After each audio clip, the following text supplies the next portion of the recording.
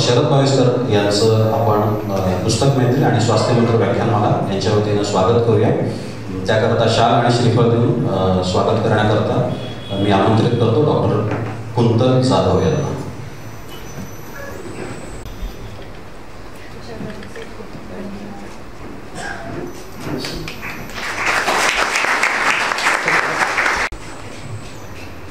आणि आमच्या वतीने छोटी विनंती करतो त्यांनी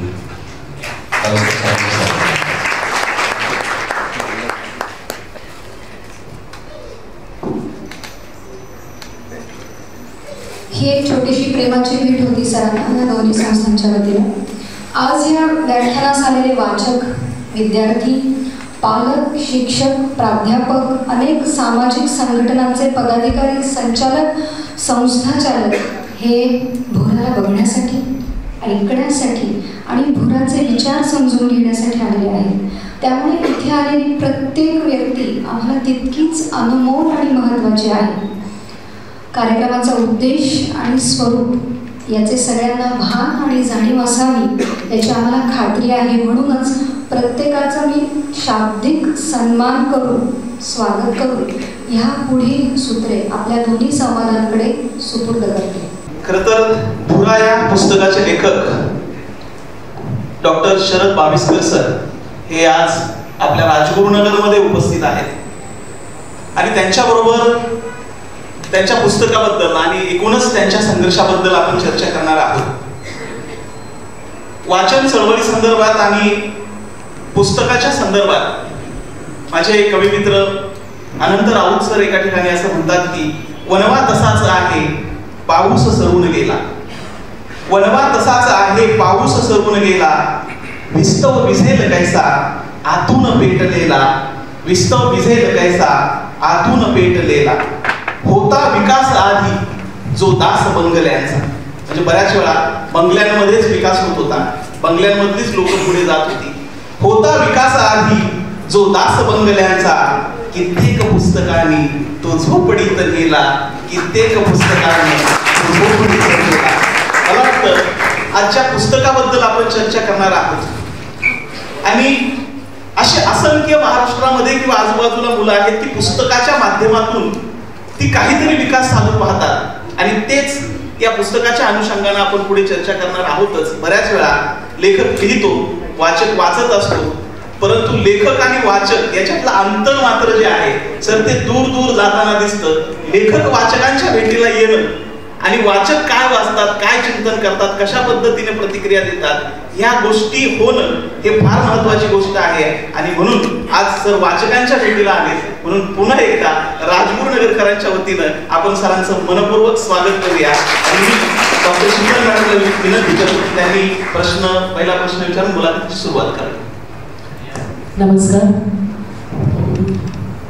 भुरा हे त्यांचं स्वकथन म्हणतात ते, हा त्यांचा एक शैक्षणिक प्रवास आहे आणि भुरा काही म्हणजे 13 आवृत्त्या 2 वर्षात निघण्यासाठी ते काही इतिहासाचं ऐतिहासिक पौराणिक लोकांच्या मनाला भिडणारं, भावनांना हात घालणारं पुस्तक नाही आहे. आणि तरीही गेले 2 वर्ष ते वाचकांनी इतकं प्रचंड उचलून धरलेलं आहे. आणि त्यांच्या या पुस्तकाचं मध्यवर्ती सूत्र जे आहे ते शिक्षण आहे. आणि त्यांनी स्वतः एका ठिकाणी म्हटलंय की अहिराणी भाषा बोलणारा मुलगा जो इंग्रजीमध्ये नापास झाला होता तो आज 7-8 भाषा बोलतो, हा काही चमत्कार नाही आहे आणि हा बदल शिक्षणामुळे झालेला आहे. शिक्षण हे त्यांचं मध्यवर्ती सूत्र राहिलं.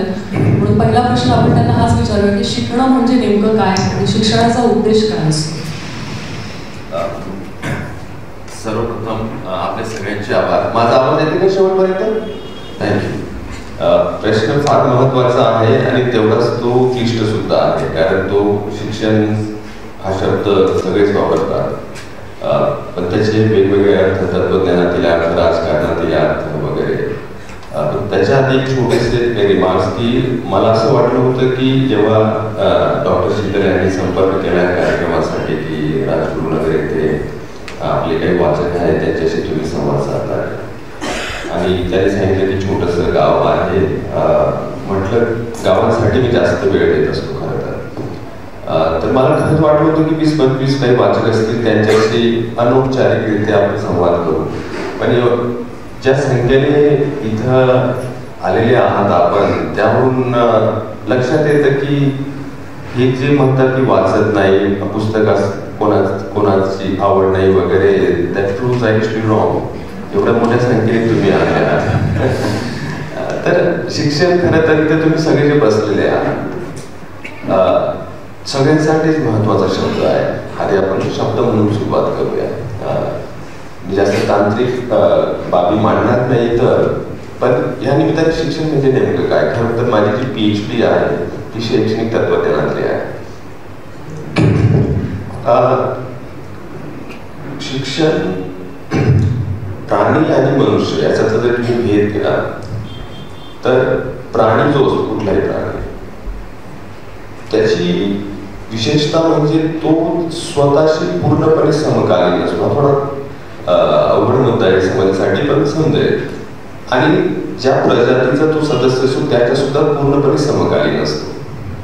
म्हणजे उदाहरणार्थ मांजर असेल तर काही क्षणातच त्याचे जे उपजत गुण असतात, शिकवण्याची गरज भासत नाही, ते मांजर काही क्षणातच अवगत करते. आणि जे सर्वायवलसाठी जगण्यासाठी लागणाऱ्या ज्या गोष्टी आहेत त्या येत असतात. आणि 10,000 वर्षांपूर्वी मांजर ज्या पद्धतीने व्यवहार करत होती ते आज पण तशीच करते.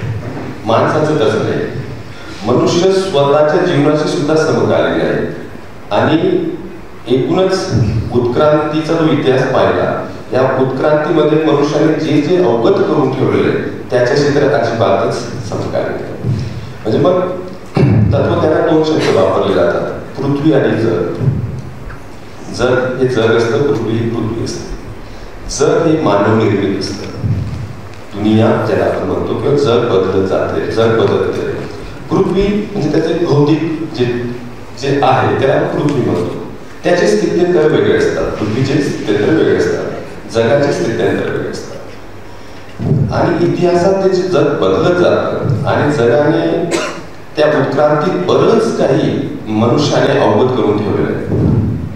ते अवगत केलेला जो पहाड आहे ज्ञानाचा म्हणूया, तो 3 आपण क्षेत्रात वर्गीकरण करू शकतो. की जे भौतिक गोष्टी ज्याला आपण नॅचरल फॅक्ट्स म्हणतो त्याच्याविषयीचा अभ्यास.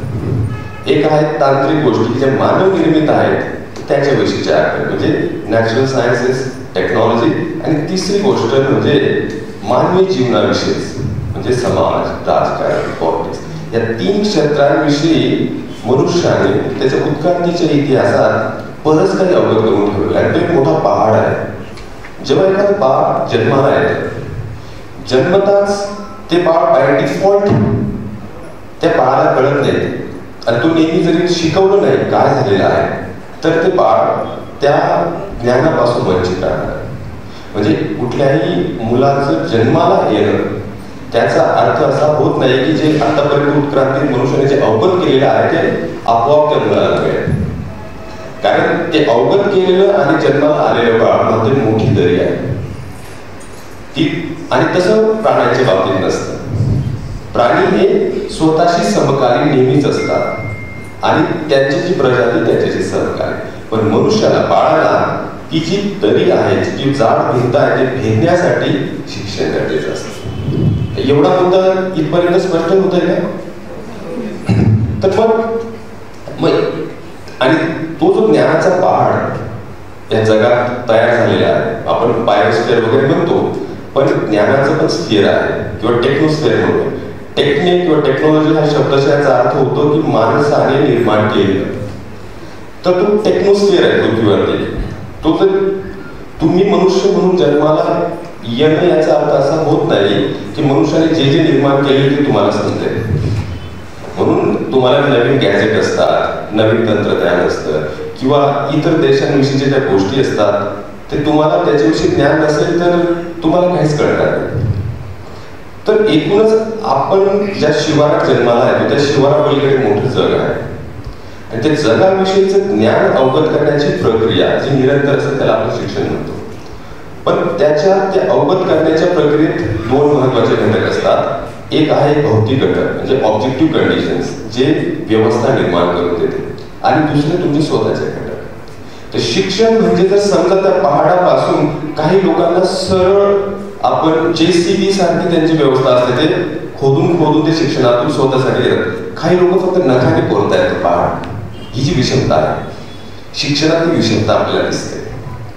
म्हणजे समजा एका छोट्याशा खेडेगावात कुठलीही सुविधा नाही आणि कुठेतरी मुंबईमध्ये काहीतरी मोठ्या धनाढ्य व्यक्तीने श्रीमंत मुलांसाठी इंटरनॅशनल स्कूल सुरू केली आहे.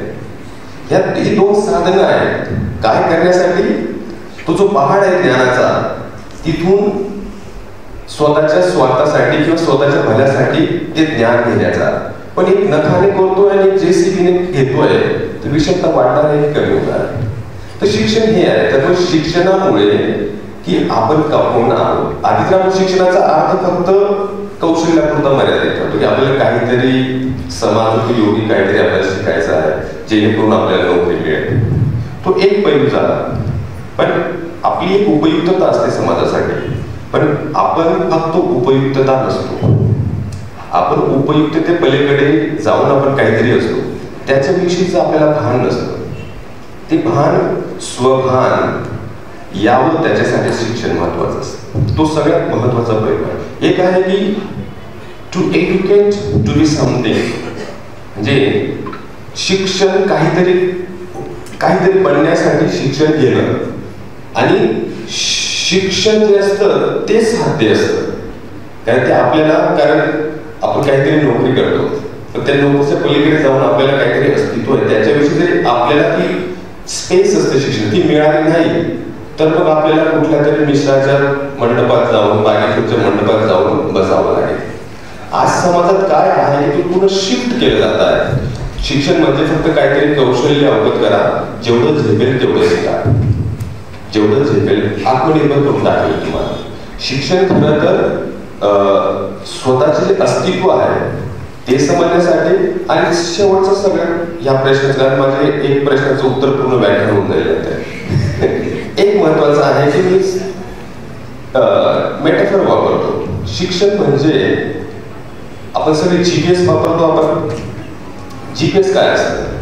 GPS म्हणजे तुमचे 4 zeros, तुमचं लॅटिट्यूड, लॉंजिट्यूड, हाईट आणि टाइम, त्याचे तुमचं GPS कळतं ना की तुम्ही तिथे आहात. शिक्षण म्हणजे त्याचा मूलभूत त्याचं उद्दिष्ट असायला पाहिजे की सगळ्या विद्यार्थ्यांना स्वतःचं GPS तयार करता येईल, की मी ज्या पद्धतीने या समाजात वावरतोय, नॅव्हिगेट करतोय, कसा करतोय, ती दिशा कोण ठरवतोय, मला कुठं जायचं आहे. पण त्याच्यासाठी आपलं स्वतःचं GPS असणं गरजेचं आहे.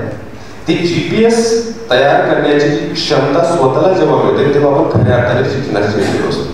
पण समजा आपण काहीतरी कुठेतरी नोकरी करतोय, पण जीवनाचा GPS कोणीतरी बाबा देतोय तुम्हाला किंवा तुमचे वडील देत आहेत तुम्हाला, तर ते शिक्षण नव्हे.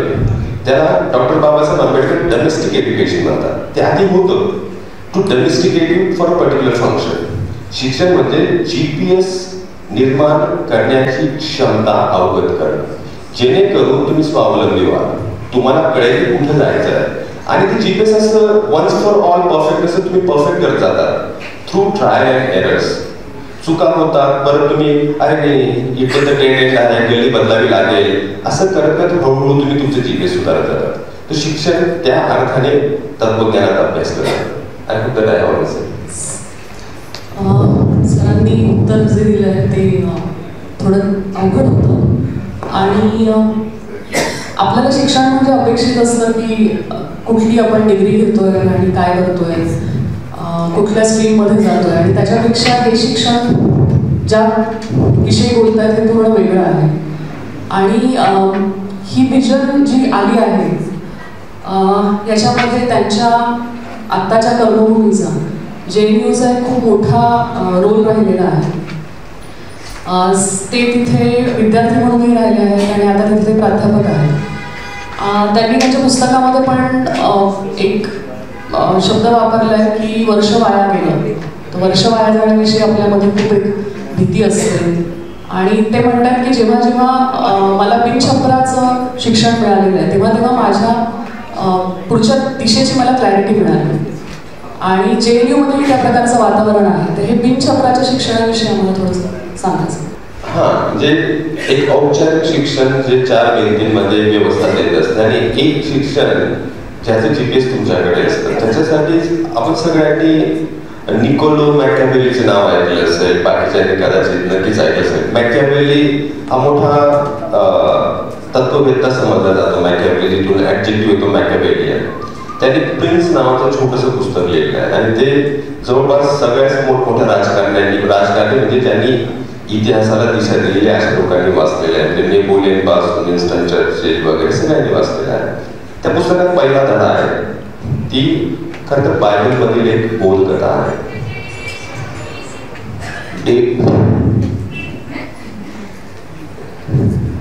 डेव्हिड आणि गलायत यांचे.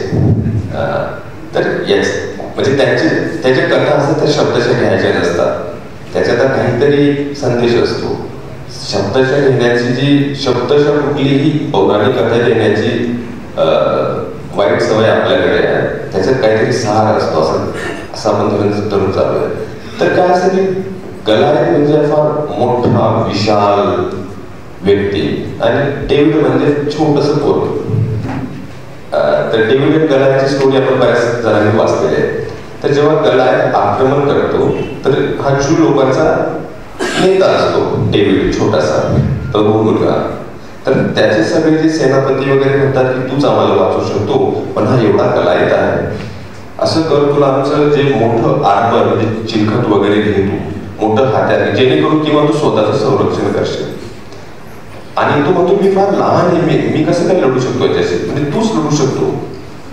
मग ते एवढं जड असतं त्याचं चिलखत की त्या चिलखताच्या वजनाखाली तो दाबला जातो आणि जे मोठमोठे हत्यारं देतात त्याच्याकडून ते पेरले जात नाही. तो चिलखत पण फेकायला लावतो आणि ते जे मोठमोठे शस्त्र वगैरे ते फेकायला लागतो आणि मग सांगतो की ती माझी स्लिंग म्हणजे गोफन आहे ना, ती दे मला. कारण तो गोफनशी खेळायचा. तो गोफन तर सगळ्यांना माहितीच असेल आणि गोफन घेतो तो आणि सगळं चिलखत वगैरे काढतो आणि त्या गोफनच्या एका वारने तो गलायतला मारतो. याचा काय अर्थ या स्टोरीचा की तुमच्या आजूबाजूला जे असतात ते सांग, त्यांना असं वाटतं की म्हणजे पालकांना जास्त करून की माझ्या मुलाला जीवनात जगण्यासाठी हे पण दिले गेले पाहिजे, ते पण दिले गेले पाहिजे, त्याच्यासाठी हे करिअर चांगलंय, ते करिअर चांगलंय.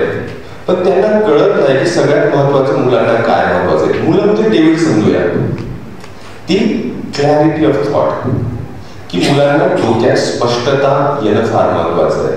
पहिला मुद्दा की त्यांना त्यांच्यावरती एवढं ओझं टाकणं, चिंता असते पालकांना की मुलांनी यशस्वी व्हावं, कारण जीवन हे युद्धच आहे. मग त्याच्या चिंतेपोटी ते मोठमोठी त्यांना हत्यार आणि चिलखत वगैरे देतात.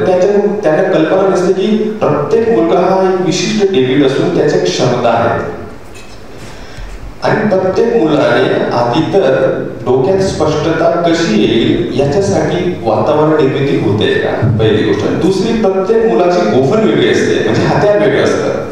म्हणून एकदा जरी त्या मुलाला डोक्यात विचारांची स्पष्टता आली आणि कुठल्या हत्याराने तो जीवनाशी सामना करू शकतो, तो डेव्हिड सारखा तो गलायतला पण भिडू शकतो. याचा अर्थ असा आहे की शिक्षणात आपण कोणी इंजिनिअरिंग करते ते सगळं मिळण्यासाठी इंजिनिअरिंगसाठी जात आहे. असं जो सॅच्युरेशन येते ते एका प्रकारे क्लटर करणं, ते ओझं टाकणं मुलाच्या डोक्यावरती.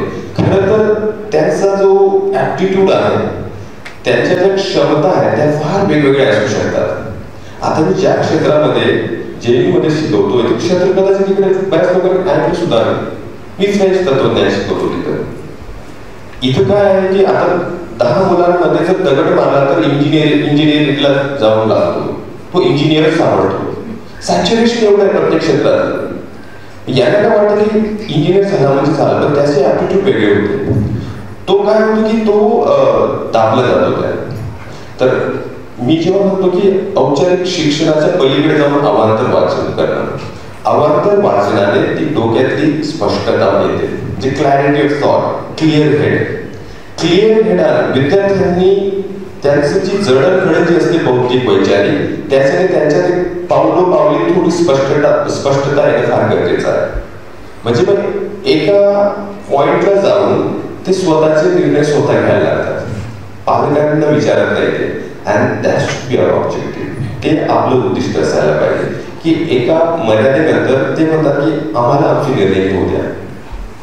त्याच्यासाठी वातावरण आपल्याकडे वाचन संस्कृती नाही. अवांतर वाचनानेच ती दृष्टी येते. आपण काय आहे की फक्त काहीतरी परीक्षेसाठी वाचन करतो, काहीतरी माहिती मिळवण्यासाठी वाचन करतो, पण एक सर्वांगीण विकास करण्यासाठी किंवा मनाची जडणघडण मशागत करण्यासाठी आपण वाचन करतो. कारण आपलं मन एक शेतासारखं असतं. जेवढी मशागत केली तेवढंच पीक सुपीक आहे. आणि जर ती मशागत थांबली, आपण काय करतो, एकच पीक काढत राहतो त्याच्यात. आपल्याला माहिती की फक्त एक पीक काढल्याने शेतकऱ्यांना माहिती होतं की शेताचं काय होत असतं.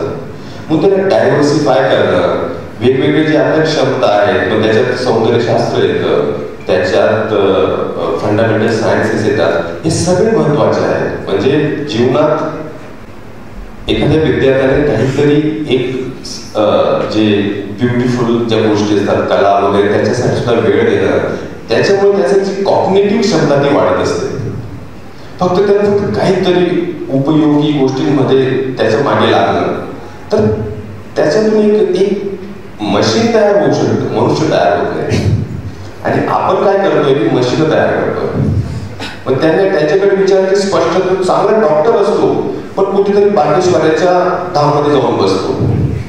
शिक्षण किती, म्हणजे त्या शिक्षणाचा अर्थ काय आहे. एक उत्कृष्ट डॉक्टर आहे म्हणजे त्या विशिष्ट क्षेत्रापुरतं त्याने ते सगळं मिळवलेलं आहे, पण सर्वांगीण समग्रपणे जीवन समजण्यासाठी त्याला एका भोंदू माणसाची गरज लागते. त्याच्याकडे त्याचा जीपीएसच नाही. आणि अवांतर वाचनाने ते जीपीएस येत असतं. ते स्वतःचे 00040 म्हणजे तुमचं जे लोकेशन आहे, स्पेस, टाइम आणि वेळ आणि तो पॉइंट, ते तुम्हाला मिळत असतं. म्हणून एखादा जरी विद्यार्थी एखादं वर्ष ऑफ घेत असेल तर एवढं वाईट वाटण्याचं काहीच कारण नाही. लेट हिम एक्सप्लोर, शोधू द्या त्यांना. पण आपल्याकडे शिक्षणाच्या फार चित्रविचित्र संकल्पना आहेत. त्याच्यामुळे बऱ्याचदा आपण डेव्हिडला मदत करण्याऐवजी डेव्हिडचं वाटरोस करतो. पण नंतर मग तो म्हणतो तू नुसतं सांगितलं होतं हे करायचं, काय तुम्ही जबाबदार आहात, कारण तुम्ही पावलोपावली त्याला नियंत्रित करण्याचा प्रयत्न केलेला आहे. जबाबदारी पण तुमचीच येणार आहे. तर अवांतर वाचन शिक्षण म्हणजे अवांतर वाचन करणं किंवा एखादं वर्ष ऑफ जरी घेतलं तर काही वाईट वाटण्याचं कारण नाही. धन्यवाद सर. खरं तर आपल्याला मशीन्स घडवायचे नाही, तर आपल्याला माणसं, जिवंत माणसं तयार करायला पाहिजेत असं सरांनी सांगितलं. अवांतर वाचनाचा विषय निघालायच तर सर मला असं वाटतं की हे सगळे वाचक मंडळी इथे पुढे बसलेले आहेत. तर मला वाटतं एकूणच वाचन कसं असावं, वाचनाचे स्तर काय असतात आणि वाचन चळवळ किंवा वाचन प्रक्रिया मुळात कशी असायला हवी. मध्ये एक पालक माझ्याकडे आले होते आणि त्यांना मी सहज विचारलं की काय वाचताय सध्या. ते म्हटले सर झालंय आता माझं सगळं. मग म्हटलं तुम्ही मुलांना काहीतरी वाचायला सांगा. ते म्हणले आता तू शिकतोय, 9वीला आहे 10वीला आहे आणि असे फालतूलाड वाचनाचे मी करत नाही, अभ्यास महत्वाचा आहे, तो जास्त त्यांनी केला पाहिजे. अशा पद्धतीने लोक वाचनाकडे अजूनही बघतात. तर अवांतर वाचनाचा विषय निघालायच तर वाचन म्हणजे काय आणि ते कशा पद्धतीनं आपण करायला हवं. आता सध्या आपण आर्टिफिशियल इंटेलिजन्स नावाच्या जगात वापरतोय. हा शब्द जवळपास सगळ्यांनीच ऐकला असेल. आर्टिफिशियल इंटेलिजन्स नेमकं काय आहे, त्याच्यात वाचन कुठे येतं. आणि मी असं तर मी होतं की हे लोक प्रश्न विचारतायत आणि मी काही भलतंच काहीतरी बोलतोय असं सांगून द्या मला.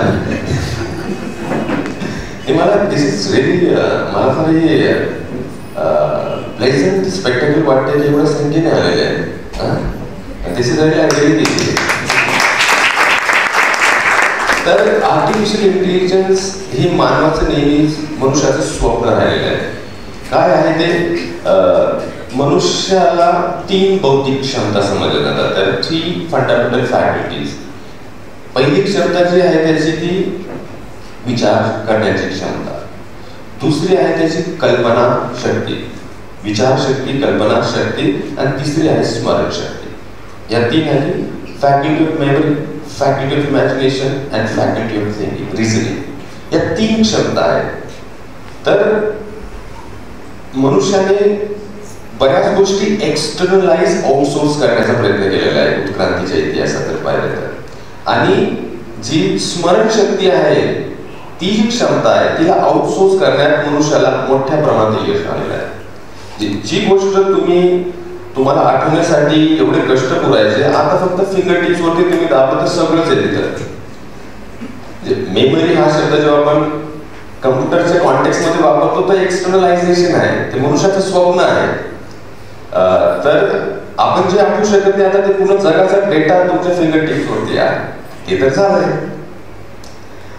दुसरं आहे की जी विचार करण्याची क्षमता आहे आणि कल्पनाशक्ती, तिथं मात्र अजून आर्टिफिशियल इंटेलिजन्स कल्पनाशक्ती म्हणजे फॅकल्टी ऑफ इमॅजिनेशन मध्ये trillions of images are floating in this space. त्यांना ते परम्युटेशन कॉम्बिनेशन मध्ये काहीतरी तयार करतात त्याला, पण तरी त्याला विचारशक्तीशी जोडता येत नाही, आहे ना. तर ह्या तिघी ज्या फॅकल्टी आहेत त्या जोपर्यंत एक्सटर्नलाइज होत नाही तोपर्यंत वाचनाची गरज असेल आपल्याला. याच्या 3 क्षमता आहेत: विचार क्षमता, स्मरण क्षमता आणि कल्पना क्षमता. आणि तत्वज्ञ तत्ववेत्ते म्हणतात की जी विचार क्षमता आहे ती मनुष्याचीच आहे, ती मनुष्याचीच राहणार आहे. ज्या दिवशी मशीन विचार करायला लागली त्या दिवशी वेगळ्या जगाची सुरुवात होणार आहे. जग बदलतं म्हणजे मनुष्याने जे जे निर्माण केलेलं आहे ते बदलत जातं, पृथ्वी तिच्या नियमानुसार बदलत जाते. तर अजून आपण तिथपर्यंत पोहोचलेलो नाही. मग काय आहे की वाचन कशासाठी करतो?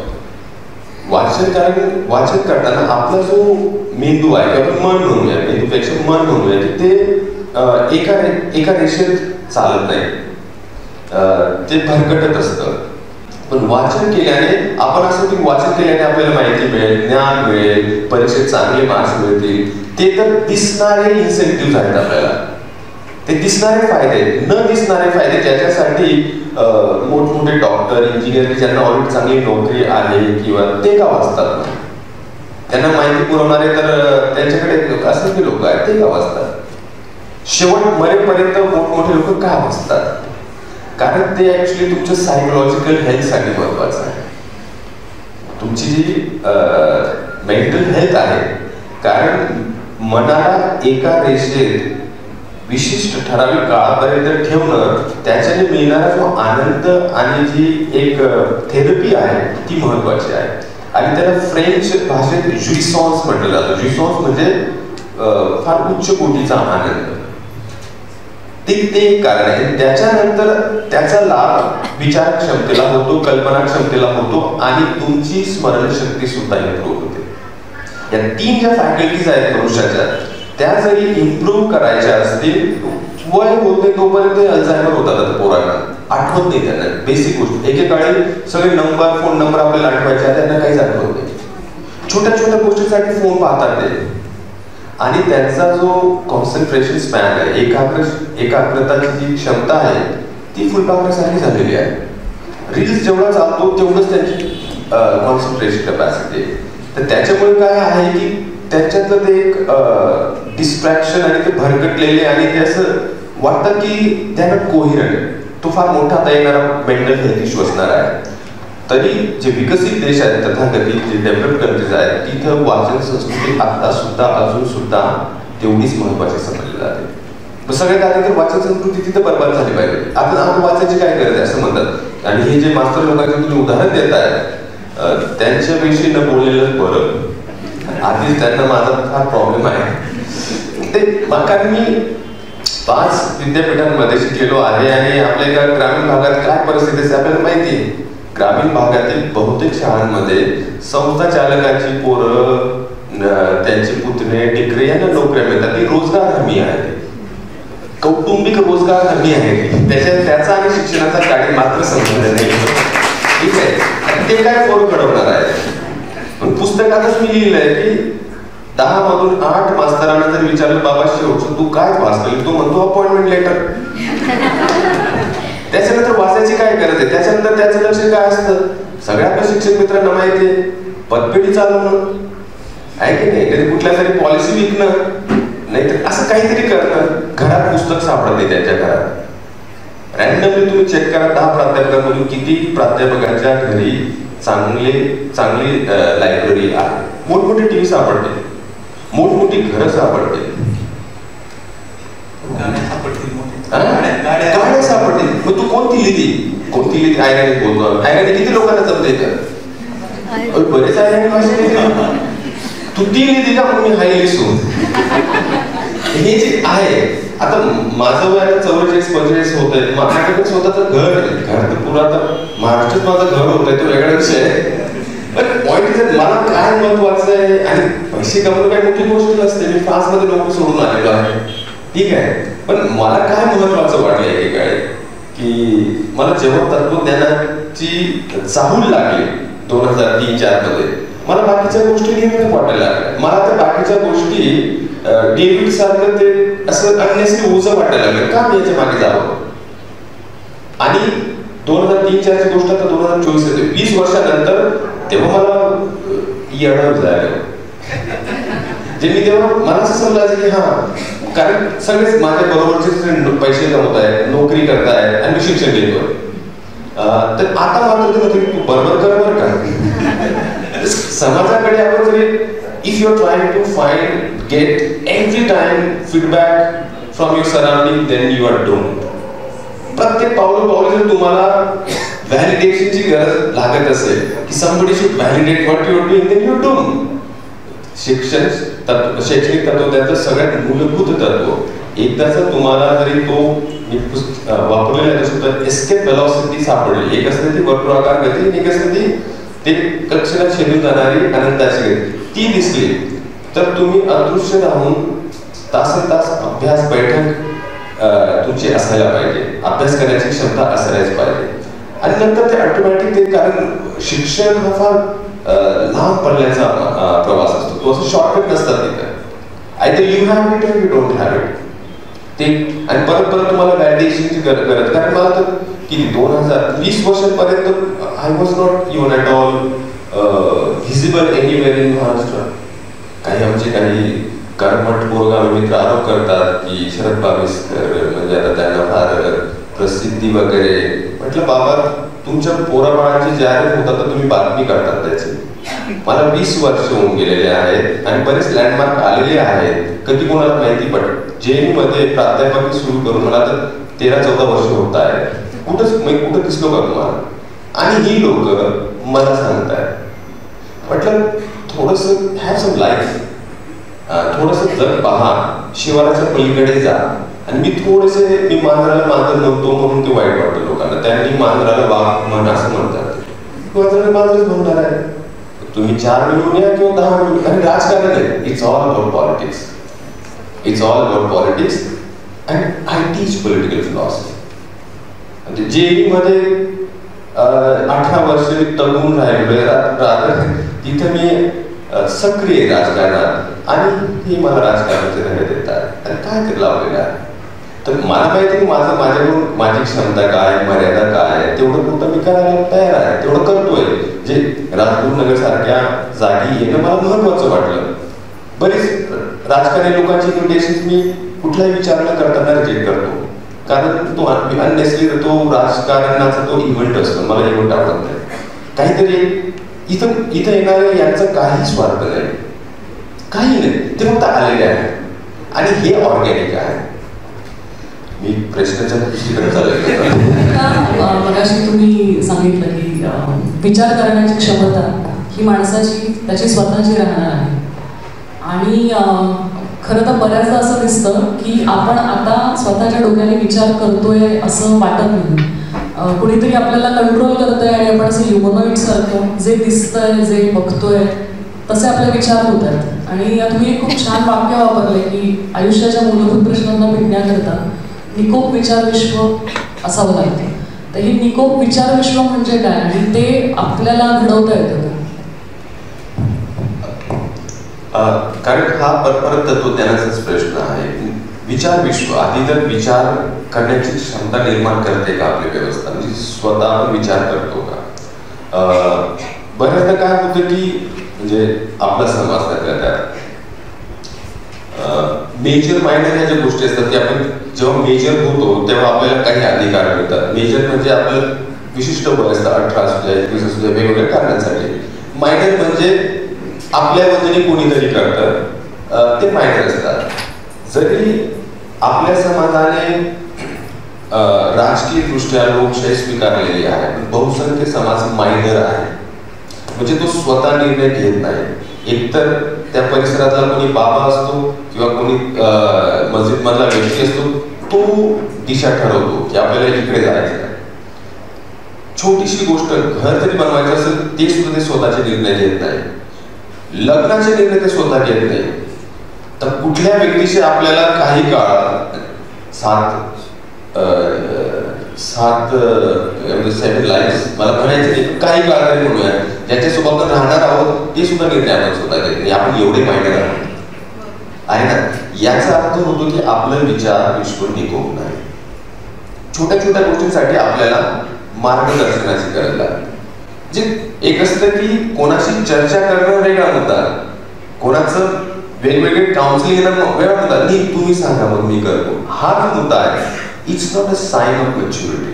हे सामाजिक परिपक्वता दिसत नाही याच्यात.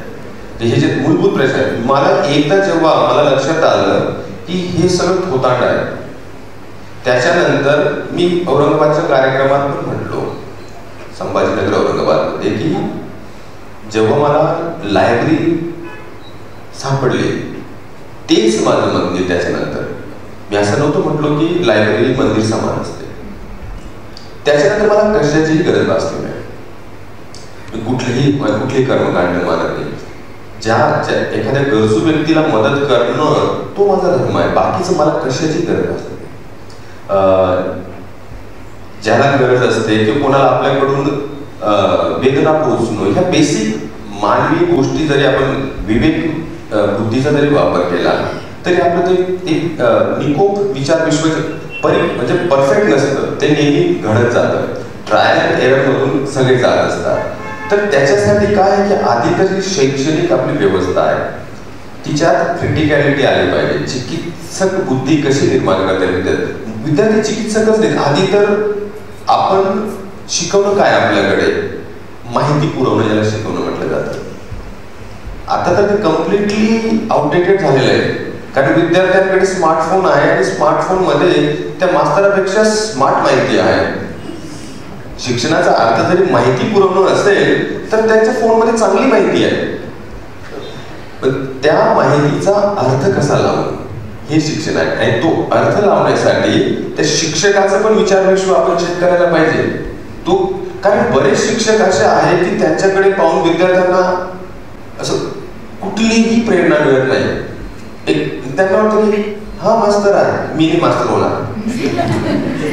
ही जेव्हा परिस्थिती निर्माण होते तेव्हा समजून घ्यायचं की आपली शैक्षणिक व्यवस्था संकटग्रस्त आहे.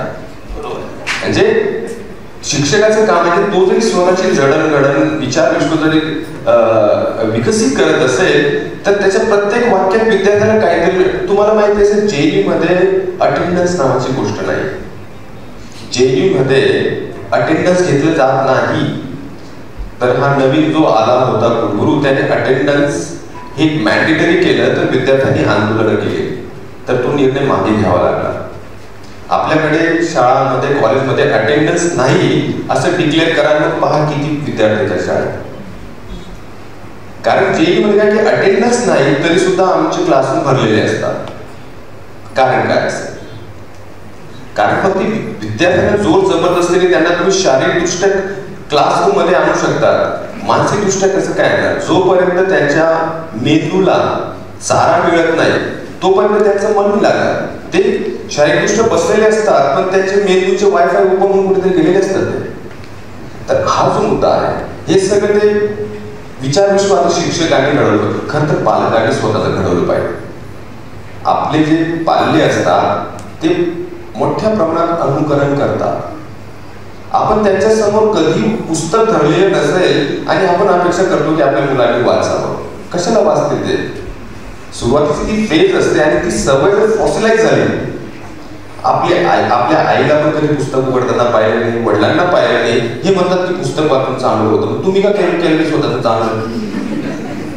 हे बेसिक एथिकल प्रश्न आहेत.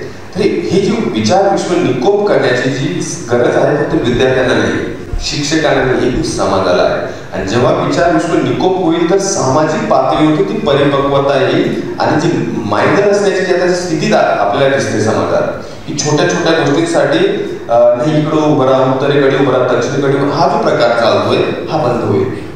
ज्याला जिथं उभं राहायचं तिथं उभं राहील. आपल्याला माहिती की सायन्स काय सांगतं, आपल्याला दिशाच नाही. सायन्स सांगते की दिशा ही मानवीय निर्मिती आहे. स्पेसमध्ये space is without direction. Science सांगतो तुम्हाला, पण तरी उत्तर दक्षिण हे कुठून आले त्याने? हे आपण तयार केलेले हे कृत्रिम गोष्टी आहेत. जरी तुम्हाला स्पेसमध्ये असं एका फिरकीसारखं सोडलं तर तुम्हाला कळणारी दिशा काय आहे. हा बेसिक सायन्सचा सायंटिफिक फॅक्ट आहे. There are no directions as such. तरी म्हणतात की उत्तरेला तिकडे इकडे मग तुमची जी बाथरूम आहे या दिशेला आहे म्हणून हे काय चाललंय, मायनॉरिटीचं लक्षण आहे. म्हणजे तुम्ही स्वतः वाचायला सुरुवात करा, तुम्हाला जे विधायक वाटेल तुम्ही ते उचलत जाणार. मग ती संस्कृती कुठली आहे, ते देश कुठला आहे ते लागत. तुम्हाला जे विधायक वाटेल ते तुम्ही, कारण all that is human should be welcome असं माझं मत आहे. आपण वसुधैव कुटुंबकमचा अर्थ तोच होतो ना, की all that is human must not be alien to me. तर ह्या ज्या गोष्टी आहेत तेच तो जो निकोप विचार विश्व आहे ते प्रत्येकाचं तेच परत तोच मुद्दा आहे की माणसाने ते आपलं जीपीएस नेहमी आपणच बनवायला पाहिजे. कोणाचा जीपीएस उदाहरण घेतलं तर वेगळ्या दिशेला घेऊन जाईल, कारण तो नियंत्रण करतोय तुमच्या जीपीएसचं. खरं तर पुढचा जो माझा प्रश्न आहे त्याच्यातलं बरंचसं उत्तर तुम्ही दिलेलं आहे. मॅडमची आणि माझी चर्चा झालेली असताना ते म्हणाले की शिक्षकाचा प्रश्न तो तुम्हीच विचारा, म्हणजे त्याचं उत्तर चांगल्या पद्धतीने मिळेल. खरं तर सर बऱ्याचशा गोष्टी त्याच्यातल्या तुम्ही सांगितल्या, परंतु मला वाटतं आपण पूर्वीपासून शिक्षकाला फार आदर्श मानत आलेलो आहोत किंवा त्याच्याकडे बघून घडत आलेलो आहोत. पूर्वी आपण त्याला रोल मॉडेल म्हणून पाहायचो. हल्ली अलीकडे ती गोष्ट आपल्याला फारशी दिसत नाही, कारण बऱ्याच वेळा त्यांनी काय विद्यार्थ्यांचा रोल मॉडेल होण्यासाठी त्याचा काय रोल असला पाहिजे असा एक माझा प्रश्न आहे. सगळ्यात महत्वाचं की शिक्षकाने रोल मॉडेल होण्याच्या भानगडीत पडू नये. ठीक आहे, शिक्षकाचं काम काहीतरी पटवून देणं नाही. शिक्षकाचं काम आहे गोष्टी मांडणं. जसं आपण प्लॅटरवरती गोष्टी देतो ना, मग ते विद्यार्थ्याच्या सदसद विवेक बुद्धीवरती सोडून देणं. त्याला योग्य काय अयोग्य काय तो निर्णय घेईल. पण स्वतः रोल मॉडेल म्हणून जर स्वतःला प्रेझेंट करत राहिलं तर आधी तर ते स्वतः शिक्षकाच्या असुरक्षिततेचं लक्षण आहे ते. ठीक आहे, तर त्याने आधी सांगायचं की हे बाबा मी असं करत आलेलो आहे. Not necessary that you have to do it, पण मी असं करत आलेलो आहे, हा माझा अनुभव आहे. प्रत्येकाचा प्रवास वेगळा असतो, प्रत्येकाचे चॅलेंजेस वेगळे असतात. फिजिओलॉजिकल, सोशल, पॉलिटिकल, सगळ्यांच्या वेगवेगळ्या परिस्थिती असतात. सगळ्यांच्या जीवनात संघर्ष असतो. कुणाचंही जीवन संघर्ष रहित नाहीये. आपल्या वेगवेगळ्या पातळीवरती संघर्ष चालू असतात. मग सगळ्यांनी स्वतःची गोफण स्वतः शोधायला पाहिजे. मी शिक्षकाने कशाला स्वतःची गोपन उदाहरण द्यायचे, कदाचित त्याला एक साधी काठी सुद्धा चालेल. तर मुद्दा असा आहे की शिक्षकाने जे वाचन, शिक्षकाचं तर मी सांगतो की कर्तव्य आहे की त्याने दुसरं कशातही लक्ष घालू नये. त्याने फक्त ज्ञानार्जन करावं. ठीक आहे, आणि त्याच्यामुळे तो वर्गात जो 1 तास किंवा आमच्याकडे 2 तास असतात, त्या 2 तासात असा काहीतरी चारा द्यावा ज्यामुळे विचार कसा करावा हे विद्यार्थी शिकतील. विचार पुरवठा करणं काम नाही शिक्षकाचं काम. ते विचार पुरवठा करणं तर ते प्रॉपगेंडा होऊन जाईल. शिक्षकाने कधीही डॉक्ट्रिनल असू नये. म्हणजे एका विशिष्ट सिद्धांताचं समर्थन करणारा हा शिक्षक नसतो, हा राजकारणी असतो. त्याने जगात बाबा हे एवढे सिद्धांत आहेत, ह्या एवढ्या जीवन जगण्याच्या पद्धती आहेत, आपल्या भारतीय देशातच हे वेगवेगळ्या खाण्यापिण्याच्या पद्धती आहेत, अशा पद्धतीने पूर्ण पिक्चर त्याच्या समोर विद्यार्थ्यांसमोर मांडावं. आता तुम्हाला जे योग्य वाटत असेल तुमच्या क्षमतेनुसार किंवा तुमच्या आग्रहात तुम्ही घ्यावं. तर हे रोल मॉडेल वगैरे किंवा मोटिवेशनल वगैरे मला सगळं फ्रॉड वाटतं. तो आरोप माझ्यावरच होते सध्या. आणि ह्याच गोष्टी होताना बऱ्याच ठिकाणी दिसतात. पुढचा प्रश्न असा आहे सर की तुमच्या पुस्तकाची जी सुरुवात केलेली आहे, बऱ्याच वेळा काहीतरी असं वेगळं भव्य दिव्य सांगून आपण सुरुवात करतो, परंतु सरांच्या पुस्तकाची जी सुरुवात आहे तर ती 10वी नापास इथून सुरुवात सरांनी केलेली आहे. त्याच्यामध्ये कॉपी हा एक प्रकार आहे, स्क्वॉड येणं हा एक प्रकार आहे, आणि आता आम्ही 12 फेल नावाचा पिक्चर पाहिला, त्याच्यामध्येही तोच आशय पुढे आलेला आहे. बऱ्याच वेळा हल्ली मुलांना त्याच्या पास नापास होण्यापेक्षा संस्था चालकांना जास्त त्या पास नापासाची चिंता असते. तर मला वाटतं अशा पद्धतीने जर संस्था चालकांनी जर त्याच्या पास नापासाचा विचार केला तर तुम्ही एका ठिकाणी म्हणताय की स्वातंत्र्य शिक्षणाचं दुसरा समानार्थी शब्द आहे. तर अशा पद्धतीनं संस्था चालकांची भूमिका किंवा शिक्षकांची जर भूमिका असेल तर विद्यार्थी स्वतंत्र पद्धतीने विचार करू शकेल का? इथं मी थोडासा बऱ्याच लोकांना राजकारण आवडत नाही, पण मी सांगतो मी फार राजकारणी माणूस आहे आणि ती थोडा राजकारणी मुद्दा काय ठेवणार आहे. आणि खरं तर बऱ्याच लोकांनी जे सार्वजनिक शिक्षण जे असतं किंवा जे पब्लिक एज्युकेशन असतं किंवा सरकारी शिक्षण असतं त्याला पावलोपावली बदनाम करत आलेले आहे. ठीक आहे, पहिली गोष्ट आहे. तसं पाहिलं तरी वैज्ञानिक दृष्टिकोनातून जरी पाहिलं तरी हे जे पब्लिक एज्युकेशनचा इतिहास आपल्या देशात 50-60 वर्षाचा आहे. त्याच्या आधी शिक्षण प्रायव्हेटच होतं हजारो वर्ष. तर तो डेटा तुम्ही इव्हॅल्युएट करून पहा, त्याचे किती तुम्ही असे मोठमोठे वैज्ञानिक त्या प्रायव्हेट शिक्षणाने निर्माण केले ते मला दाखवून द्या. उलट पक्षी जे सरकारी शिक्षण होतं त्याच्या भरपूर मर्यादा पण येतात. अवघड आहे सगळं चालणं, पण त्याचे पाहणे आमच्यासारखे लोक ज्यांना फक्त ऐराणी येत होती ते आता फ्रेंचमध्ये शिकवतायत. असे अनेक उदाहरणं आहेत.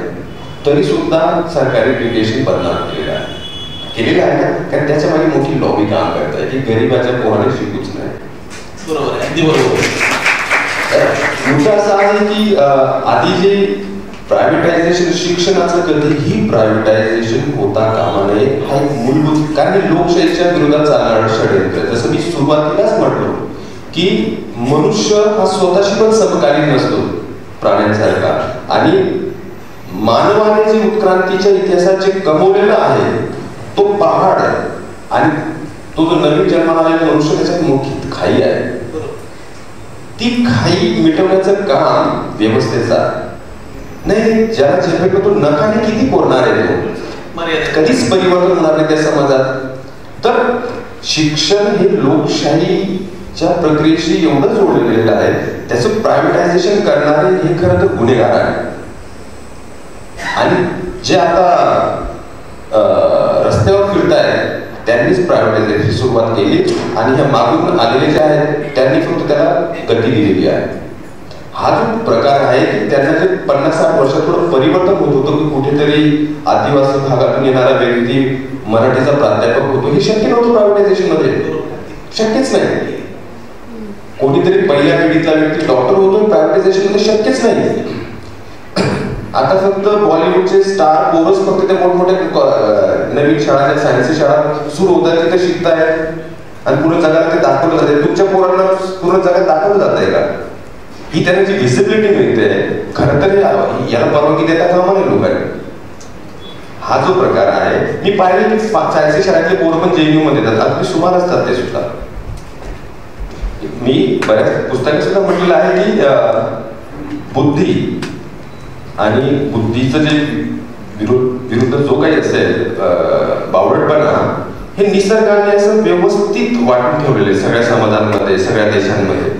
बुद्धी ही कुठल्याही समाजाची मक्तेदारी नाही, तसंच बावळटपणा सुद्धा कुठल्याही देशाची किंवा समाजाची मक्तेदारी नाही. सगळ्यांकडे कमी अधिक प्रमाणात असतो. स्वतः एकाच व्यक्तीच्या आत अधूनमधून तो बघावत असतो बावळटपणा बुद्धी वगैरे असं मोनोलिथिक एकसंध काही नसतं.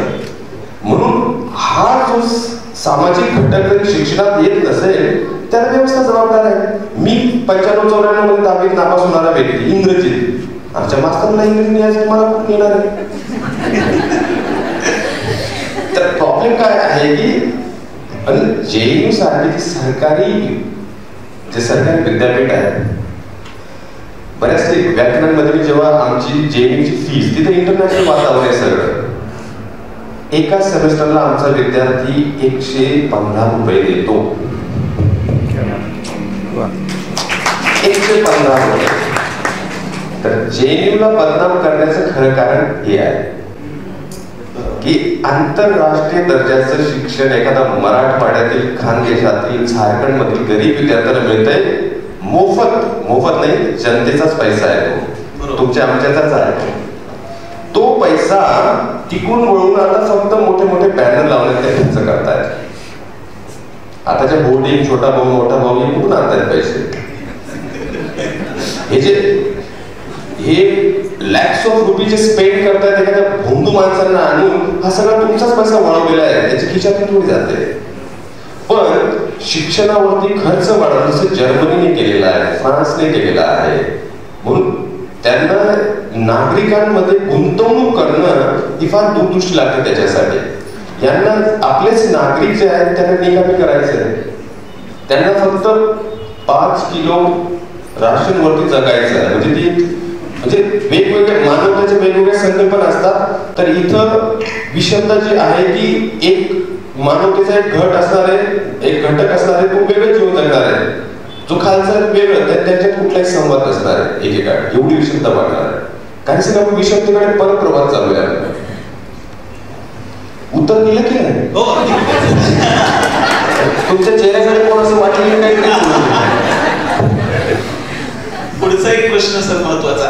खर तर ज्या पुस्तकात या सगळ्या गोष्टीचा ओहापोह झालेला आहे की बरेचसे लेखक लिहितात, परंतु भूमिका घेऊन लिहिणारे लेखक फार कमी आहेत. लेखक लिहून मोकळा होतो आणि प्रत्यक्ष भूमिका घेण्याची वेळ येते तेव्हा मात्र तो मागे पडतो.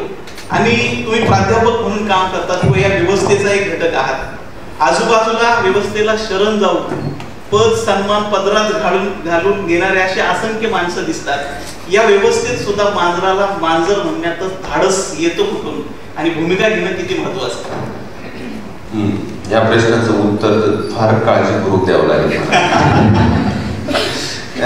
कसं आहे की आधी तर कोणी भूमिका घेत नसेल तर त्याची फार अनेक कारणं असू शकतात.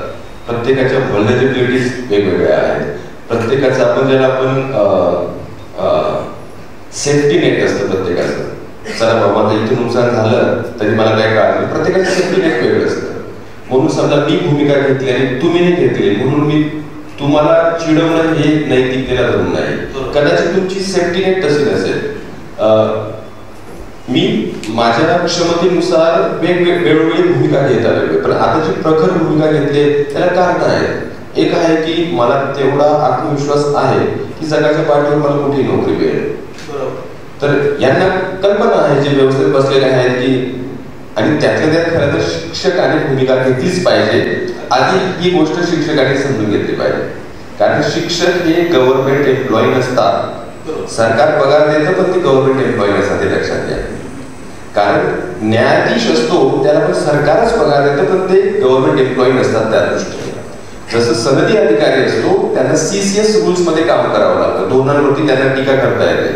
पण गव्हर्नमेंट अशा ठराविक सेक्टरमध्ये पगार देते कशासाठी की तुम्ही आमच्यावरती टीका करा, आणि शिक्षक त्यापैकी आहे. आधी JNUच्या प्राध्यापकांमध्ये ती स्पष्टता आहे. प्राध्यापकांवरती केस करता येत नाही, त्यांच्यावरती कारवाई करता येत नाही. हा बेसिक कायदा जरी शिक्षकांना कळत नसेल तर त्यांनी परत वाचावं. बरोबर, कारण त्यांनी जरी त्यांचा टीका करण्याचा अधिकार काढला, म्हणजे टीका म्हणजे समीक्षा, मीमांसा, काय शिकवणार आहे ते क्लासरूम मध्ये? कारण प्रत्येक गोष्टीवरती त्यांच्यावरती कारवाई होऊ शकते. एखादा विद्यार्थी व्हिडिओ करेल, याने याचं नाव घेतलं त्याने त्याचं नाव घेतलं, म्हणून कायद्याने प्राध्यापक हा सुरक्षित आहे, त्याच्याशिवाय शिक्षण चालणार नाही. पण असंख्य प्राध्यापकांना बोललो तर माझं जाईल. आणि काहींना काय असतं की कणाच नसतो, नाही काही समजू शकतो, पण तुम्हाला जर वाटतं की अगदी चुकीचं चाललंय तर मग यू हॅव टू सी की तुम्ही तुमचं अस्तित्व कशात आहे. तर JNU मध्ये बऱ्यापैकी प्राध्यापक जे असतात ते ठाम भूमिका घेतात. पण सध्याची जी रेजिम आहे ती फारच विचित्र आहे. माझ्यावरती केस आहे, मी एकटा नाही, आम्ही 50 प्राध्यापक आहोत. आमच्यावरती मेजर पेनल्टीची चार्जशीट आहे, म्हणजे त्यांना सस्पेंड करण्यात यावं.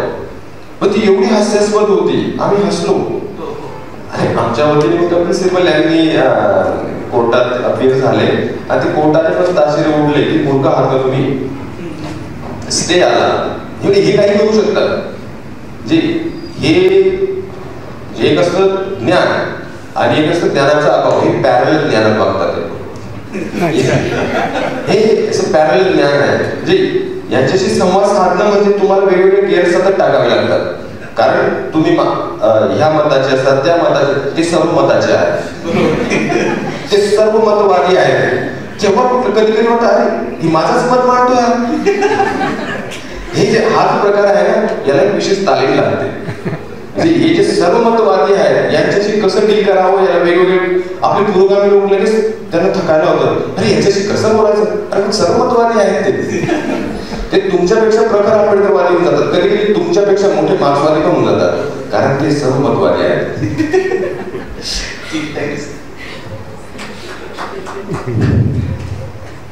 दुसरा पुढचा महत्वाचा प्रश्न आहे की भुरा जर स्त्री असता तर कुठे असला? हा काय म्हणतात, भुरा जर स्त्री असता तर कुठे असला असता? अमरावती विद्यापीठात तिथं प्रोफेसर चिमोटे आहेत, तुम्ही ओळखता त्यांना? हो, नाव आहे. हो, प्रोफेसर भुरी राहिला असता. जोकचं पाठ विनोद बाजूला.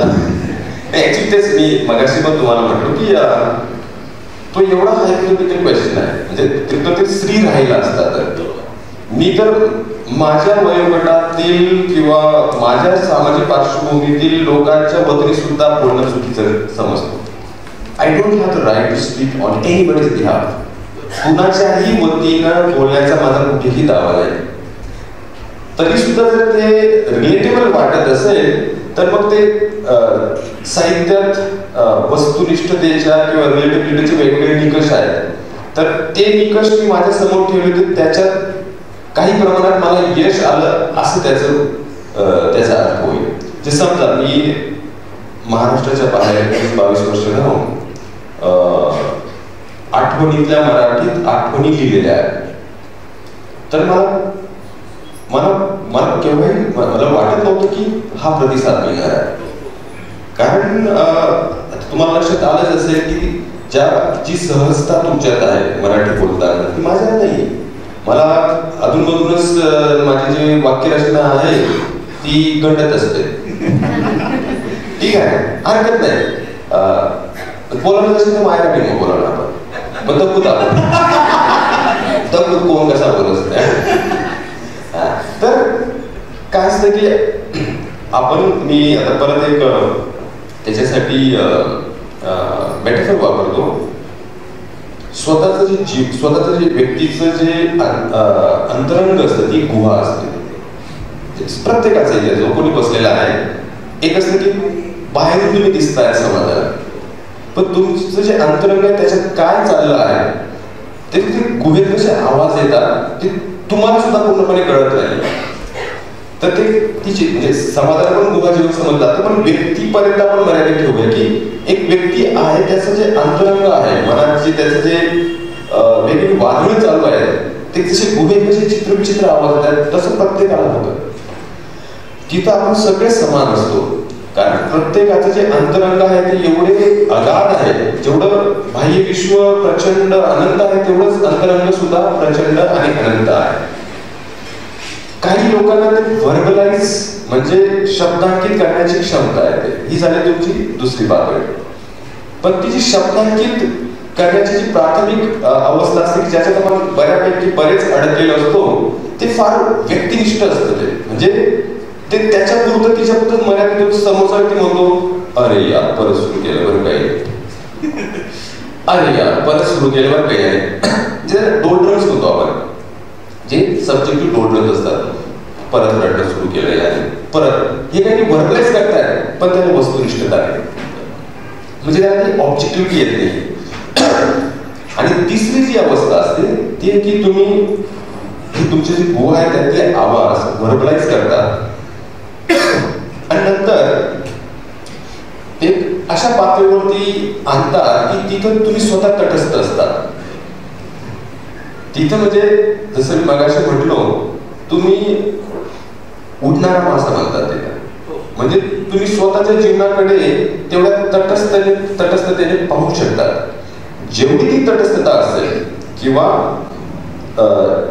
जेवढे ते कॉग्निटिव्ह ट्रीटमेंट असेल तेवढी रिलेटिबिलिटी वाढते.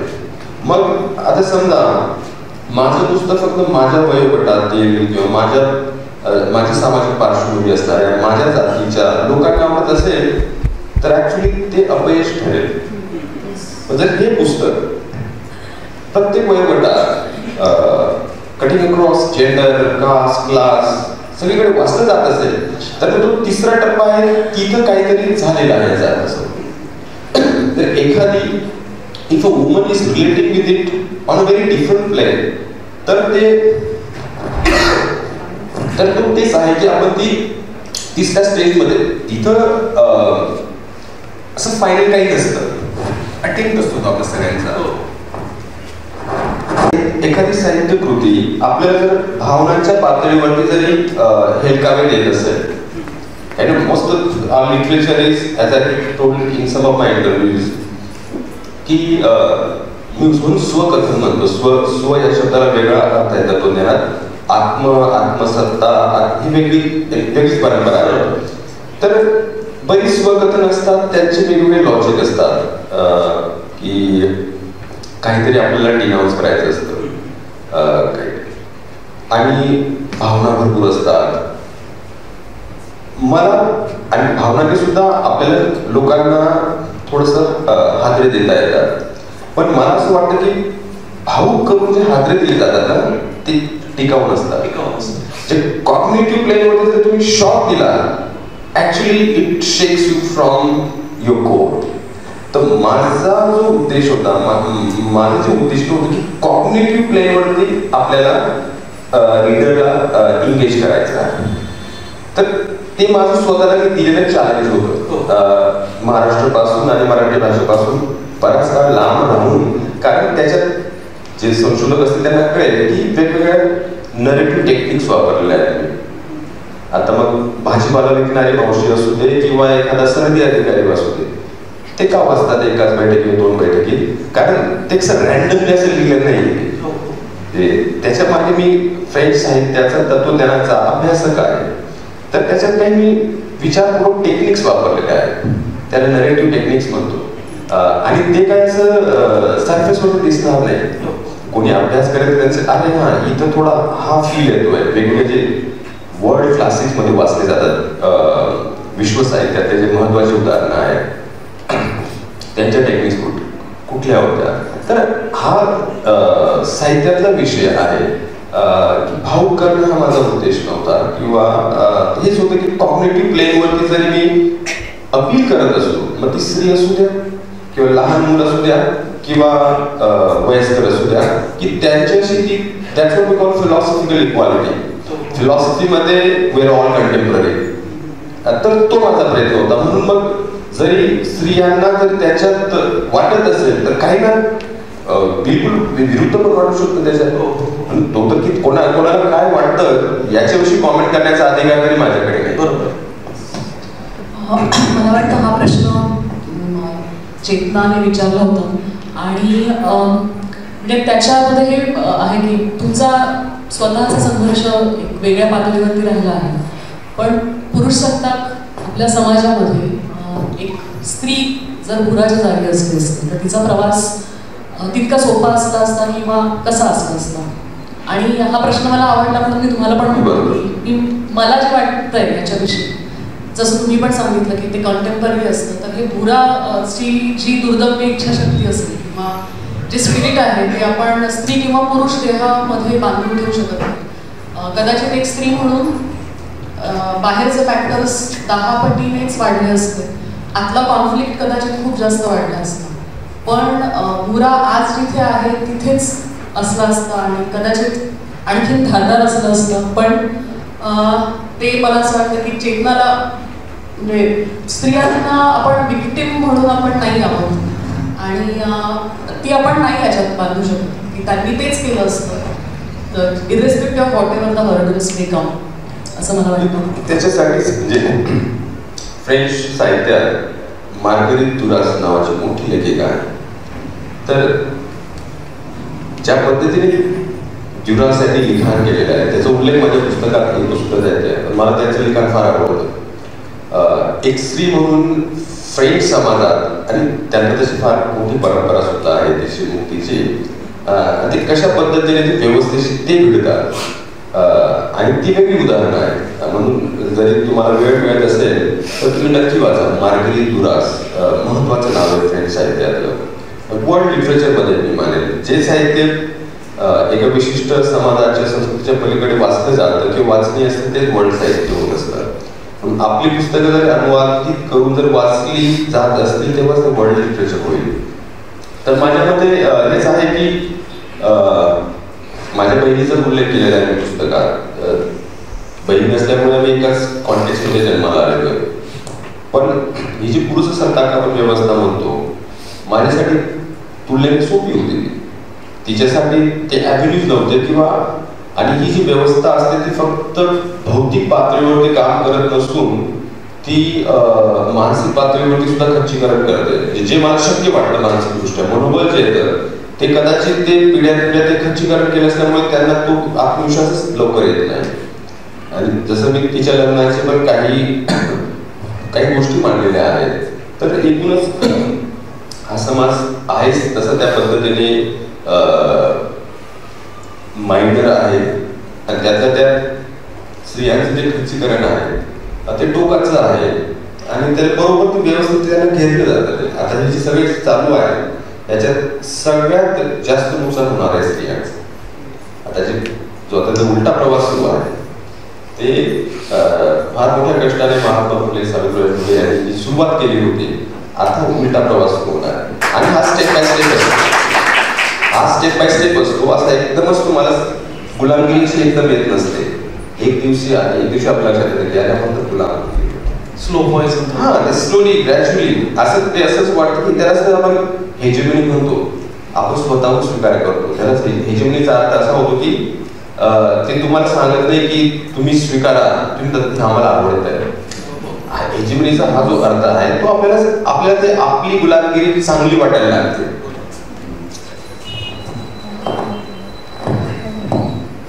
पुढचा प्रश्न आहे सर. तुम्ही साधारणतः 8 भाषा मला अवगत आहेत आणि या 8 भाषेतून तुम्ही संवाद साधता किंवा विचार व्यक्त करता. परंतु हा प्रवास भाषेचा काही सोपा नव्हता. तर त्या प्रवासाविषयी थोडंसं सांगा. आणि मला वाटतं तुमची आई सुरुवातीला जी म्हणाली होती इंग्रजी जी भाषा आहे ना ती माणसंच बोलतात हे त्या ठसक्यात थोडंसं येऊ द्या. मी आणि त्यालाच जोडून एक प्रश्न विचारला जातो मी की तुम्ही कुठल्या भाषेत विचार करता. हो. तर खरं तर भाषा जी असते भाषा ही आपली आधी असते. आपण भाषेत जन्माला येतो. म्हणजे आपण जरी आपण एखादी भाषा बोलत असतो आपण जे शब्द बोलतो किंवा जे वाक्य बोलतो त्याचे आपण 100% निर्मित नसतो. कारण भाषा जी असते ती एक विशिष्ट ते नियमाचं पालन करत जाते आणि त्या नियमामध्ये आपण स्वतःला कोमत असतो. म्हणजे बऱ्याच प्रमाणात भाषा आपल्या मार्फत बोलत असते आणि थोडीशी एक सापेक्ष स्वातंत्र्य असतं आपल्याला ते भाषेचाशी खेळ करत. आपण पूर्णपणे स्वतंत्र नसतो. तर भाषेचं स्ट्रक्चर वेगळं असतं. आपण विचार करण्याचं स्ट्रक्चर वेगळं असतं. जे आपण म्हणतो की काही लोक जेव्हा विचार करतात तर ते think in terms of images. फ्रेम्सच्या मदतीने काही लोक विचार करतात. काही लोक नंबर्सच्या मदतीने विचार करतात. विचार करण्याची जी प्रोसेस असते प्रक्रिया असते ती पूर्णतः वेगळी असते. कारण जी विचार प्रक्रिया असते ती फ्लॅशमध्ये असते. ज्याला सिमॅन्टिक मशरूमिंग जसं आपण न्यूक्लिअर एक्सप्लोजन होतं तर त्याचा स्फोट होत असतो. आणि तो स्फोट झाला वैचारिक स्फोट तर कोणी त्याला एक चित्र काढून आकार देतं तर कोणी त्याला शब्दांकित करण्याचा प्रयत्न करतं. म्हणून शब्दांची जी व्यवस्था असते भाषिक व्यवस्था ती वेगळी असते आणि विचार करण्याची जी व्यवस्था असते प्रक्रिया फार वेगळी असते. We think in traces. असं त्याला असं सलगपणा नसतो विचारांमध्ये. तो सलगपणा आपण शब्दांकित करून समोर मांडत असतो. तर प्रत्येकाचे जे विचार करण्याच्या पद्धती फार युनिक असतात. कोणी म्युझिकचा वापर करून विचार करतो.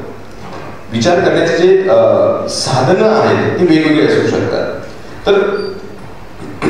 तर ग्रामीण भागाची परिस्थिती तीच आमची परिस्थिती आणि जसं सगळेच नापास व्हायचे पण मी पण नापास झालो होतो. तुम्हाला माहिती आहे काय स्कॉट येऊन बसला आणि कॉपी करू शकलो नाही. आणि इंग्रजीची एवढी खरंच भीती कसलं काय इंग्रजी दुंदूपर्यंत संबंध नव्हता आमचा. मराठीशी एवढा संबंध येत नव्हता, इंग्रजी फार दूरची गोष्ट आहे. पण माझ्या आईला ते आपण म्हणूया की ते गावरान शहाणपण असतं ना, तर त्याच्यातून तुम्हाला कॉन्फिडन्स आला. तर इंग्रजी भाषाच आहे ना, हो माणसेच बोलतोस ना, तू माणूसच आहे ना. आता ही जी पद्धत आहे समजवण्याची ही फार जैविक आहे. अरे हो माणसंच बोलतात, मी पण माणूस आहे, एकदम माणूस नसेल मी. तिने मला पर्याय सोडला नाही. ही जी सॉक्रेटिक मेथड आहे, इंग्रजी भाषाच आहे ना, हा माणसेच बोलतोस ना, हा तू माणूसच आहे ना, तू पर्यायच नाही. हे जे म्हणून मी सांगतो की साहित्य कृती जी असते त्याच्यात जर जिवंतपणा आणायचा असेल तर आपले कान आणि डोळे सतत उघडे असले पाहिजे. कोण कसं बोलतोय, कोण कशा पद्धतीने गोष्टी मांडतोय आणि प्रत्येकाच्या बोलण्यात काहीतरी आपल्या हाती लागत असतं, पण आपल्याला ती ऐकायची सवय झाली पाहिजे. बरेच लेखक असतात त्यांची पाहायची आणि ऐकायची सवय संपलेली असते. त्याच्यामुळे जे कारण तुमचं जे साहित्याचं जे द्रव्य कुठून येतंय, समाजातून येतंय. आणि समाजापासून जर तुम्ही तुटलेले असाल स्वत्व जपताना, एकमेकाचं स्वत्व असतं त्याने दिसता कामा नये आणि त्याने माणसासारखं वागता कामा नये. त्याने गुहेत राहावं. मग तुला द्रव्य कुठून मिळणार आहे? सामान्यपणे बोलतात आणि जो सामान्यपणे बोलण्याचा प्रयत्न करतो काहीतरी आहे बरं का, कोणीतरी याच्या मागे काम करत आहे. तर असं आहे की जेवढे तुम्ही सहजतेने गोष्टी मांडाल तेवढ्याच ते पोचणार आहे. सहजतेने म्हणजे सगळ्यात महत्वाचं आहे. फ्रेंच तत्वज्ञ मिशेल द मोंतेन्य ज्याचे एसेज आपण वाचतो, मोंतेन्यचे एसेज, तो म्हणतो की थोडी फ्रेंच बोलूनच घेतो. Une tête bien faite vaut mieux qu'une tête bien meublée. Une tête bien faite vaut mieux qu'une tête bien meublée. त्यात असं होतं की एक चांगलं जडण घडत झालेलं डोकं हे कधीही अशा डोक्यापेक्षा चांगलं असतं ज्या डोक्याला तुम्ही फक्त एक स्टोर रूम बनवून ठेवलेलं आहे, फक्त माहिती भरायची पाहिजे स्टोर. ती माहिती प्रोसेस करण्यासाठी लागणारे जे स्ट्रक्चर आहे, कॉग्निटिव्ह स्ट्रक्चर, त्याच्यावरती जर काम झालं असेल तर तुम्ही कुठलाही न्यू डेटा जो असतो तो ट्रीट करू शकता. म्हणून तेच आहे की ते आधी आपण डोक्याची जडणघडण महत्वाची आहे आणि ती तेव्हा शक्य आहे जेव्हा आपण ऑर्गॅनिकली सगळ्यांची व्यवस्थित बोलू आणि त्यांच्याकडून काहीतरी अवगत करू. आणि ऑफकोर्स खरंच आहे की काही काळ आपल्याला जो डेटा असतो तो प्रोसेस करण्यासाठी एकांत लागतोच. त्याच्याशिवाय कुठलीही साहित्य कृती किंवा कुठलीही कृती होत नाही. पण याचा अर्थ नाही की सतत आपण माणूस झाले असावं. जे माणूस झाले असतं म्हणजे काहीतरी महान आहे, जी एक कल्चर आहे ज्याच्यामुळे साहित्य संपत आहे, पुरोगामी चळवळ संपते. धन्यवाद सर. आपण उत्तरार्धाकडे येत आहोत. शेवटचा प्रश्न. खरं तर एखादी साहित्यकृती जेव्हा आपण लिहितो ती लिहित असतानाची प्रक्रिया प्रचंड अवघड असते, आपण ते लेखक म्हणून अनुभवत असतो. पण जेव्हा ते पुस्तक लिहून किंवा एखादी कविता लिहून पूर्ण होते तेव्हा ती वाचकांकडे जात असताना ते एक प्रातिनिधिक पात्र होतं. तसं भुरा याविषयी बोलत असताना मला वाटतं भुराने शरदला काय दिलं? ह्या पुस्तकाने मला पुढे साहित्य निर्मिती करण्यासाठी बरंच मटेरियल दिलेलं आहे.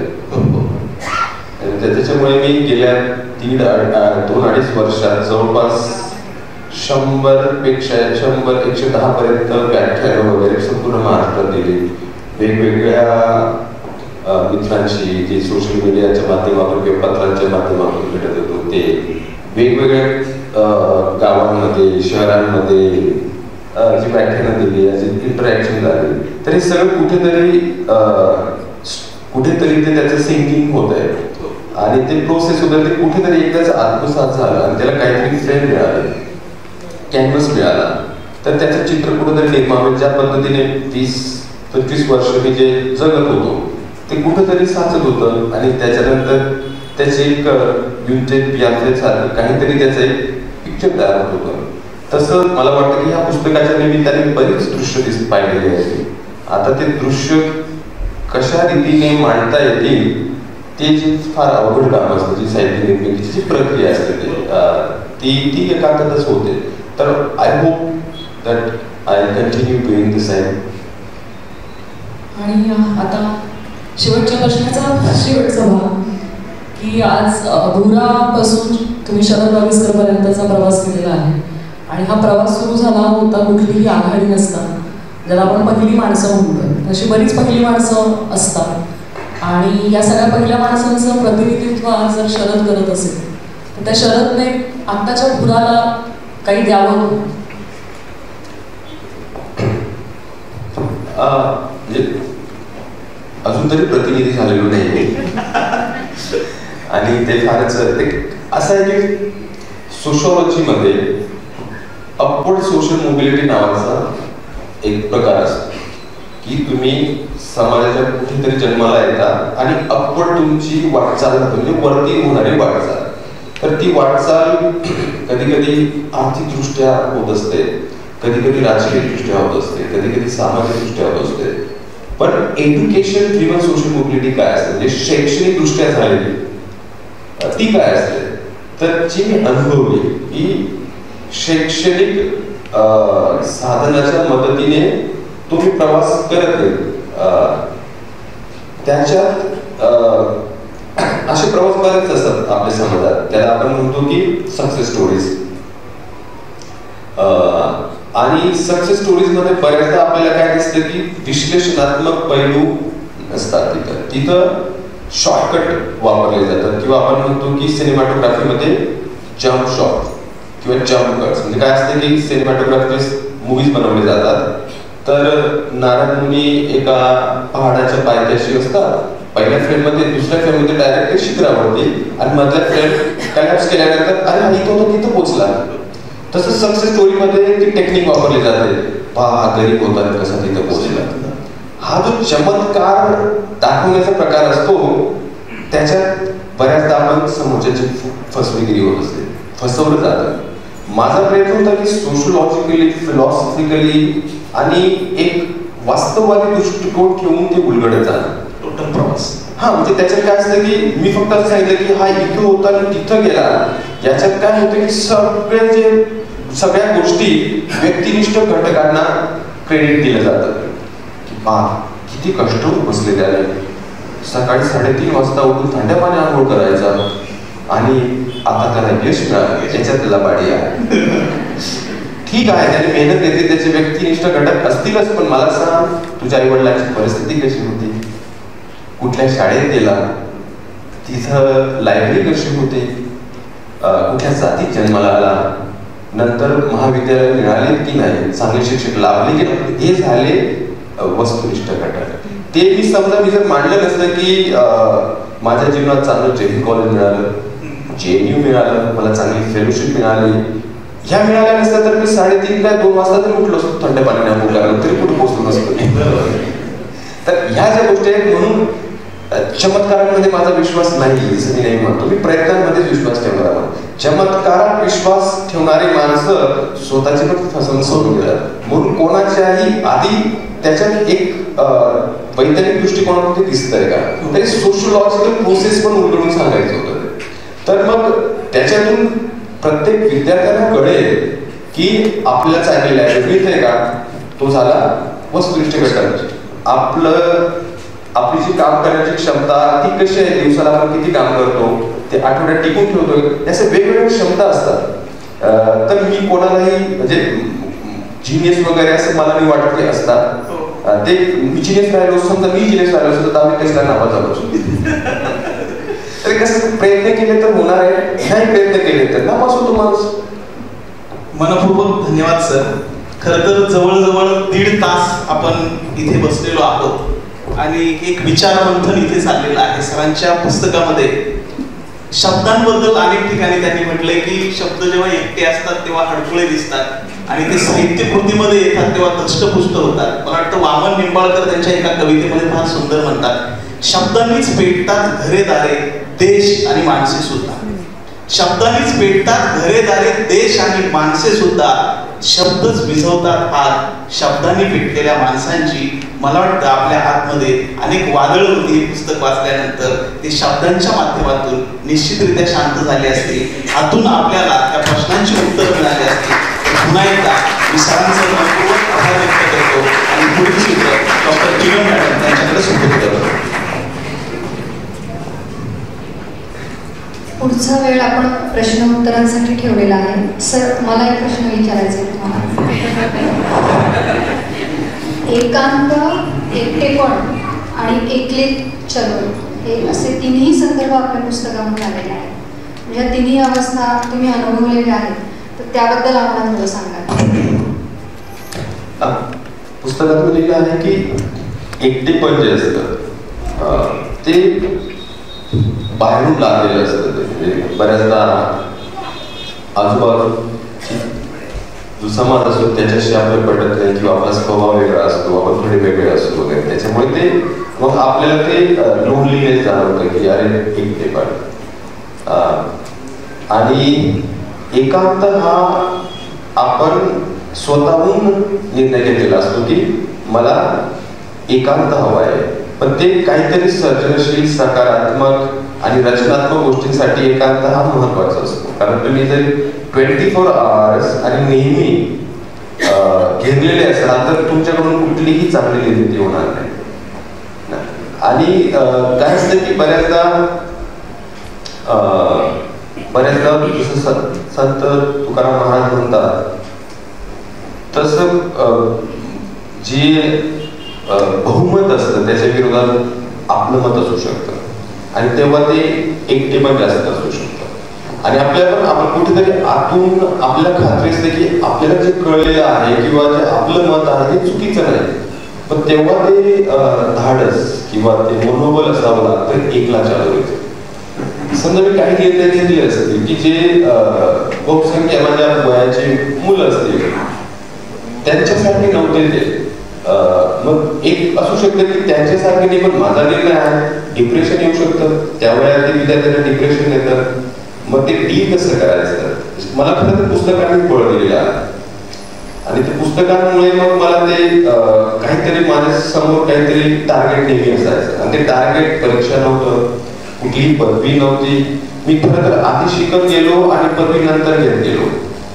ते काहीतरी समाजात दाखवावं लागलं करतो काय तू हो ही पदवी पण आहे बरं का, पण मला वाचायचं होतं. तर एकला चालू रे हे काहीतरी आपल्याला थोडंसं रेकग्नायझेबल नरेटिव्ह जेव्हा हाती लागतं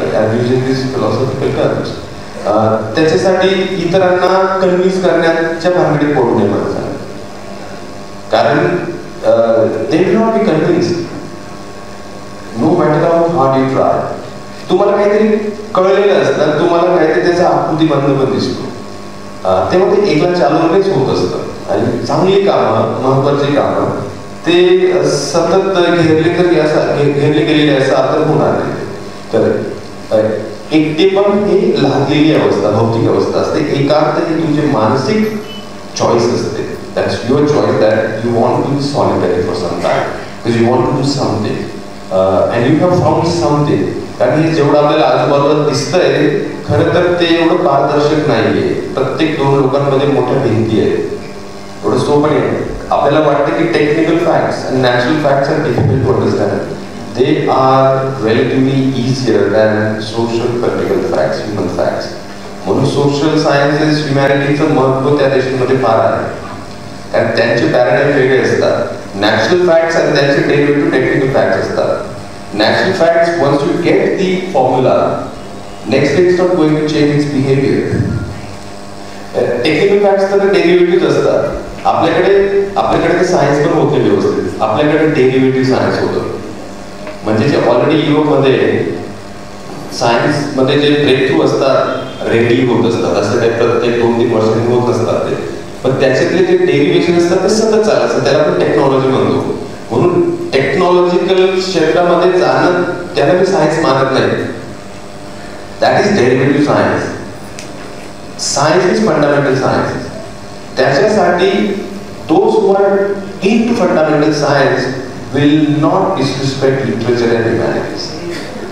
आणि जनरली आम्ही सायन्सचे विद्यार्थी आहोत, आम्हाला हे साहित्य वगैरे बाबा तुला ते पण कळत नाही. मग युरोपमध्ये जर तुम्ही चांगले सायंटिस्ट पाहाल तर त्यांना माहिती की सायन्स आणि humanities philosophy when they are really fundamental they border on each other. एकमेकांशी संवादी असतात ते, आणि तिथपर्यंत पोहोचण्यासाठी वेगळी बौद्धिक क्षमता लागते. आपल्याला ती सायंटिफिक कपॅसिटी नसल्यामुळे आपण तू मराठी साहित्य नाही सायन्सचा विद्यार्थी म्हणजे तू नाहीये, तुला माहित नाही पण तू नाहीये. मी असं स्पष्ट सांगत असतो सायन्सचा विद्यार्थी मला माहिती कोण असतात ते, आणि हे सगळे राफेल वगैरे सगळे ते फ्रान्समध्ये होतात, इथं नाही होत. मी मगाशी जे म्हटलो की कल्पनाशक्ती, विचारशक्ती, स्मरणशक्ती या 3 फॅकल्टीचा वापर करून मनुष्य बरेच काहीतरी कल्पना विलास करणं प्रत्येक माणसाचं हे लक्षण असतं. मग त्याला ती विचाराची जोड, मग त्याला विचार म्हणजे रिगरसली ते तर्कावरती टिकणार आहे का. म्हणजे मी सांगतो काय, सेल्टिक जी संस्कृती आहे त्यांच्यामध्ये पण वेगवेगळी कल्पना विलास आहेत की सुंदर चेहरा, शरीर मात्र सिंहाचा, असं वगैरे त्यांच्या पण दंतकथांमध्ये आहे. तो कल्पना विलास आहे. त्यांच्यामध्ये कुठलाही विद्यार्थी किंवा मित्र भेटल्याने सांगायला की आमच्याकडे प्लास्टिक सर्जरी होती बरं का. हे लक्षात आलं, कारण हे आपल्याला हे कळत नाही की शिक्षण म्हणजे नेमकं काय, वाचन का करावं, हे चालत राहणार. दुपारी जसं तुम्ही बोलला की आपण एका शिवाराच्या पलीकडे जातो, मग साहित्याच्या बाबतीत कदाचित आमच्यापर्यंत पोहोचलं नाही किंवा आम्ही पुढे गेलो नाही. मराठी साहित्य आणि हिंदी साहित्य सोडून आम्ही जास्त काही वाचले नाही. तर मराठी साहित्यामध्ये आपले जे संत साहित्य सांगतात की हे वसुदैव कुटुंबकम किंवा विश्वजी माझे घर, दया क्षमा शांती, हे इतके उच्च विचार आपल्या साहित्यामध्ये मांडलेले आहेत. तर मी वाचलेले नसल्यामुळे माझा असा प्रश्न आहे की फ्रेंच साहित्य असेल तर अशा पद्धतीचे विचार तिथे मांडले गेलेले आहेत का? हे सगळे जे प्रत्येक संस्कृतीमध्ये विधायक आणि विघातक दोन्ही प्रकारचे विचार असतात. जे आपल्या संस्कृतीमध्ये विधायक विचाराचा तुम्ही जो उल्लेख केला, तसेच विधायक विचार आणि विघातक पण त्यांच्याकडे असतात. पण ते काय करतात की ते जेव्हा आपला विचार त्यांच्या सोयीने करतील, फक्त इथले विघातक विचार पुढे आणतील.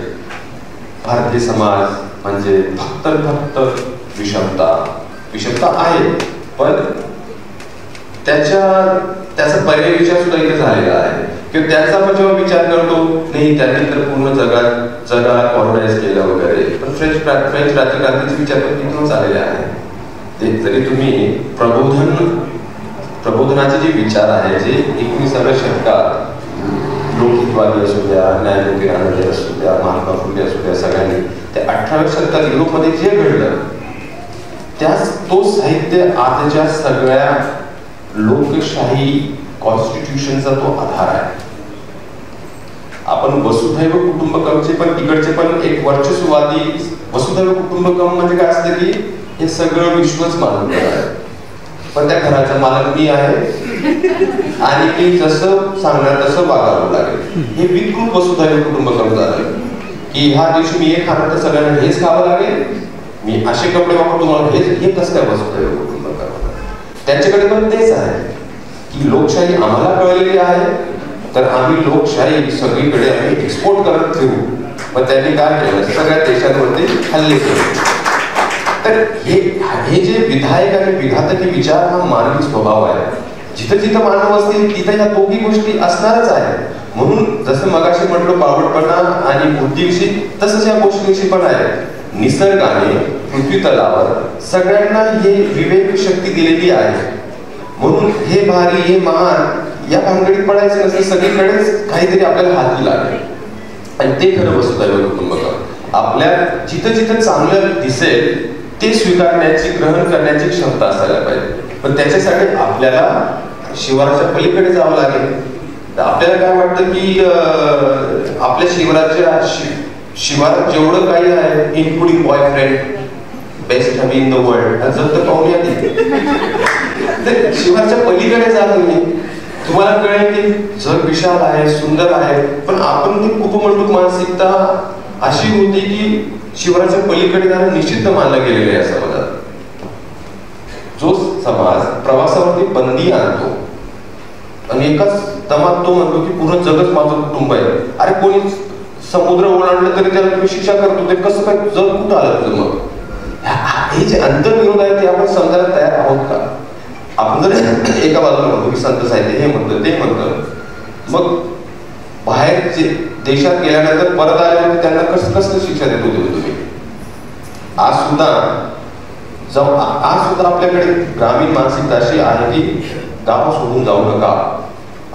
आणि ते देश आहे त्यांना तर ऍडव्हेंचर, त्यांच्या 18 वर्षाची वयाची पोरं सर्व जग फिरून येतात. त्यांची जी मायनॉरिटीची स्टेट आहे ना 500 वर्षांपूर्वी संपले. मायनॉरिटी म्हणजे मायनर असण्याची, ते मेजर झाले. त्यांचे 18 वर्षाचे पोरं इंडोनेशिया, थायलंड, इंडिया सगळं फिरून येतात. आपलं 30 वर्षापर्यंत बाबा मी जाऊ का? खरं तर चांगल्या गोष्टीसाठी बापाला कधीच विचारणार नाही. चांगल्या म्हणजे त्या गोष्टीसाठी, पण जिथं करते तिथं ते आज्ञाधारी वगैरे दाखवतात. मी आईवडिलांच्या आदेशाच्या पलीकडे पण ज्या गोष्टी करायच्या आहेत अंडर द कार्पेट महान समाज आहे हा. कार्पेटवर जाऊन नाही, वडिलांच्या शब्दांच्या पटीवर जातच नाही. अरे गावात जाऊन पाहा तुम्ही, ते वयस्कर आई वडील बऱ्याच तरुणांनी सोडलेले आहेत, त्याची काळजी घेत नाही. ह्याची दांभिकता आहे ना की आपल्या साहित्यात हे आहे ते आहे, रियालिटीमध्ये काय ते दाखवा मला, वास्तवात काय ते दाखवा मला. साहित्यात तर तुम्ही लक्ष्मी सरस्वती मग सावित्री महिन्यात का मारल्या लोकांनी? हे अंतर्विरोध समजून घ्या. सर्वमतवादींच्या बोलण्यात जाऊ नका. करेक्टनेस आणि फिलॉसॉफिकल करेक्टनेस यावर थोडक्यात विवेचन केले तर त्यावर अधिक बोललं तर आवडेल. कारण आपण मी एक उदाहरण देतो, प्लीज कोणी ऑफेन्सिव्ह होऊ नका. मंडल आयोगासारखा समजा सामाजिक न्यायाच्या दृष्टीने काहींच्या दृष्टीने तो फिलॉसॉफिकल करेक्टनेस असेल तर काहींच्या दृष्टीने तो पॉलिटिकल करेक्टनेस असेल. या गोष्टीकडे तुम्ही कसे पाहता? मोर दॅन 45 मिनिट्स तरी चालू घेऊ. हा जो प्रश्न आहे हा तर JNU मध्ये फार महत्वाचा विषय समजला जातो, मंडल कमिशन. तर थोडक्यात सांगायचं झालं तर 1947 मध्ये जो देश आपल्याला दिसला तर त्या देशाचे एकूण भौतिक मटेरियल कंडिशन्स काय होत्या? तर होतं की फार कमी लोकांच्या हातात आर्थिक, सामाजिक, राजकीय, सांस्कृतिक भांडवल होतं आणि बहुसंख्य लोक जे होते ते वंचित होते. आणि शैक्षणिक भांडवल तर जवळपास स्त्रियांच्याकडे नव्हतंच.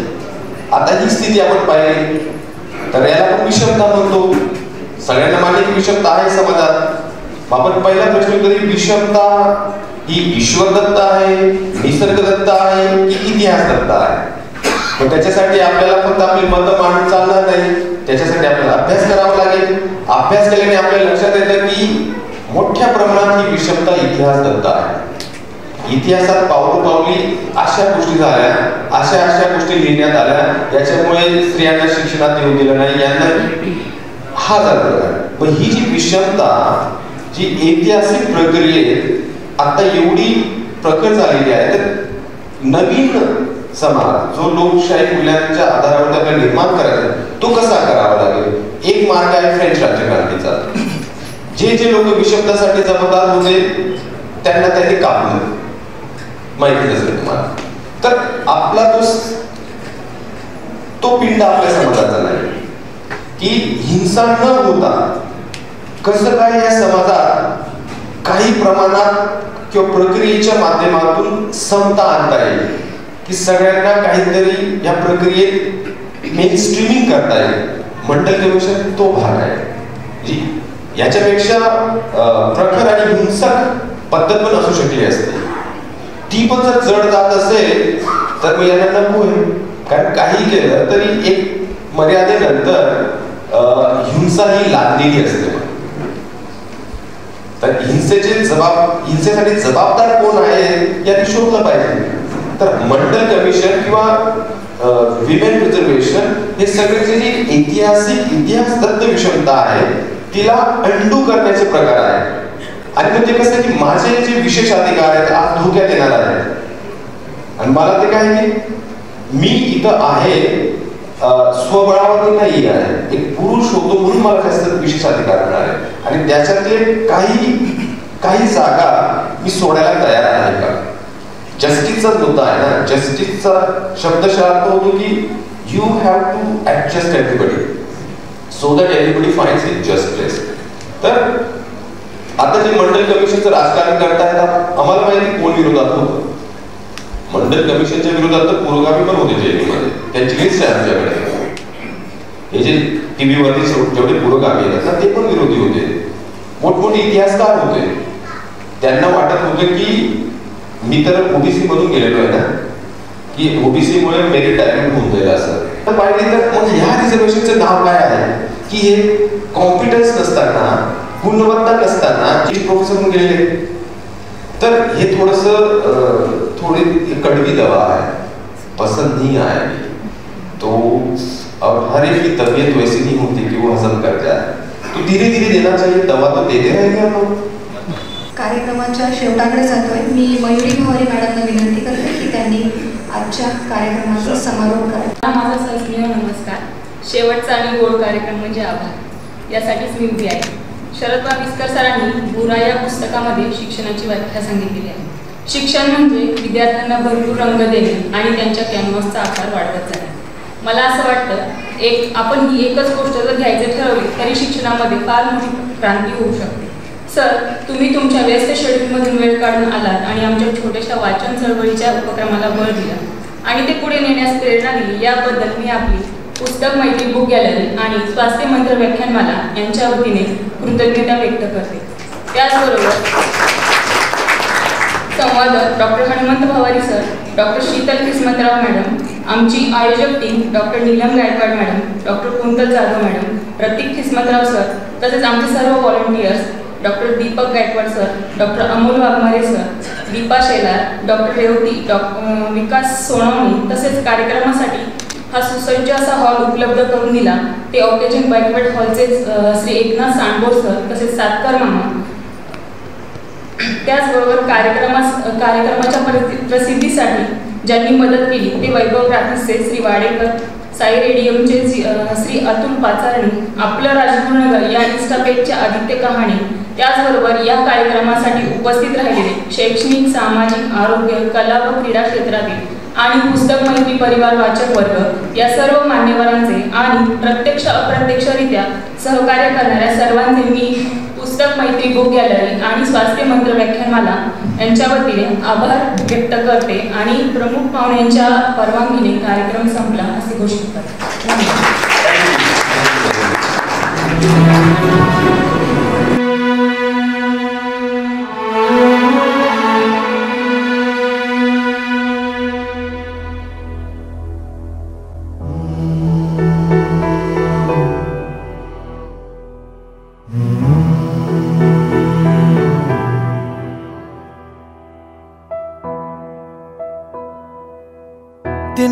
तिनका था हमने सवारा, अपनी वो माटी और घर बारा, लुट रहा ये चमन अपना वतन, आंखों से अपनी लुट रहा ये चमन अपना वतन, आंखों से अपनी संकल्प बोल के हम तो निकल पड़े, हर द्वार खोल के गगन गए विजयी भव, विजयी भव, गगन गए विजयी भव.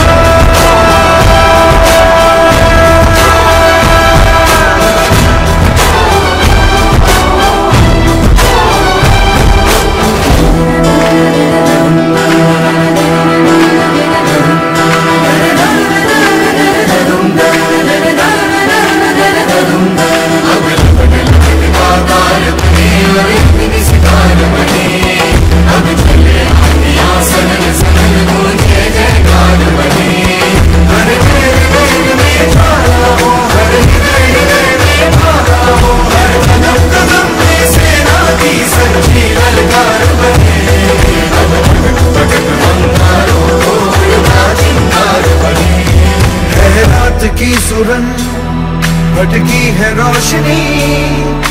छटपटा रही रोशनी, गगन कहे विजयी भव।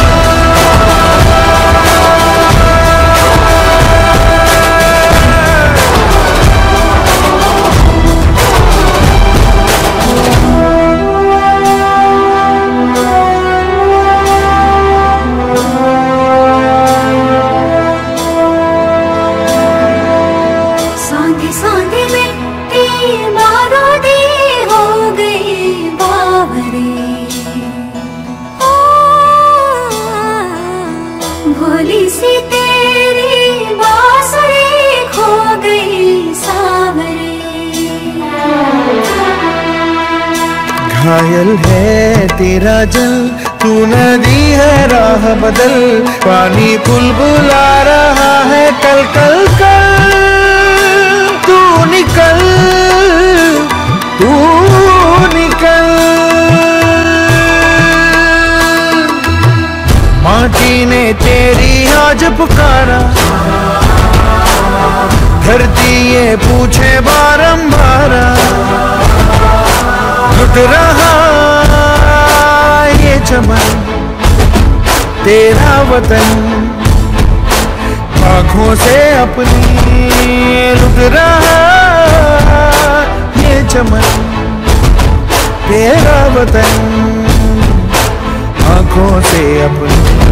संकल्प बोल के हम तो निकल पड़े, हर द्वार खोल के गगन कहे विजयी भव।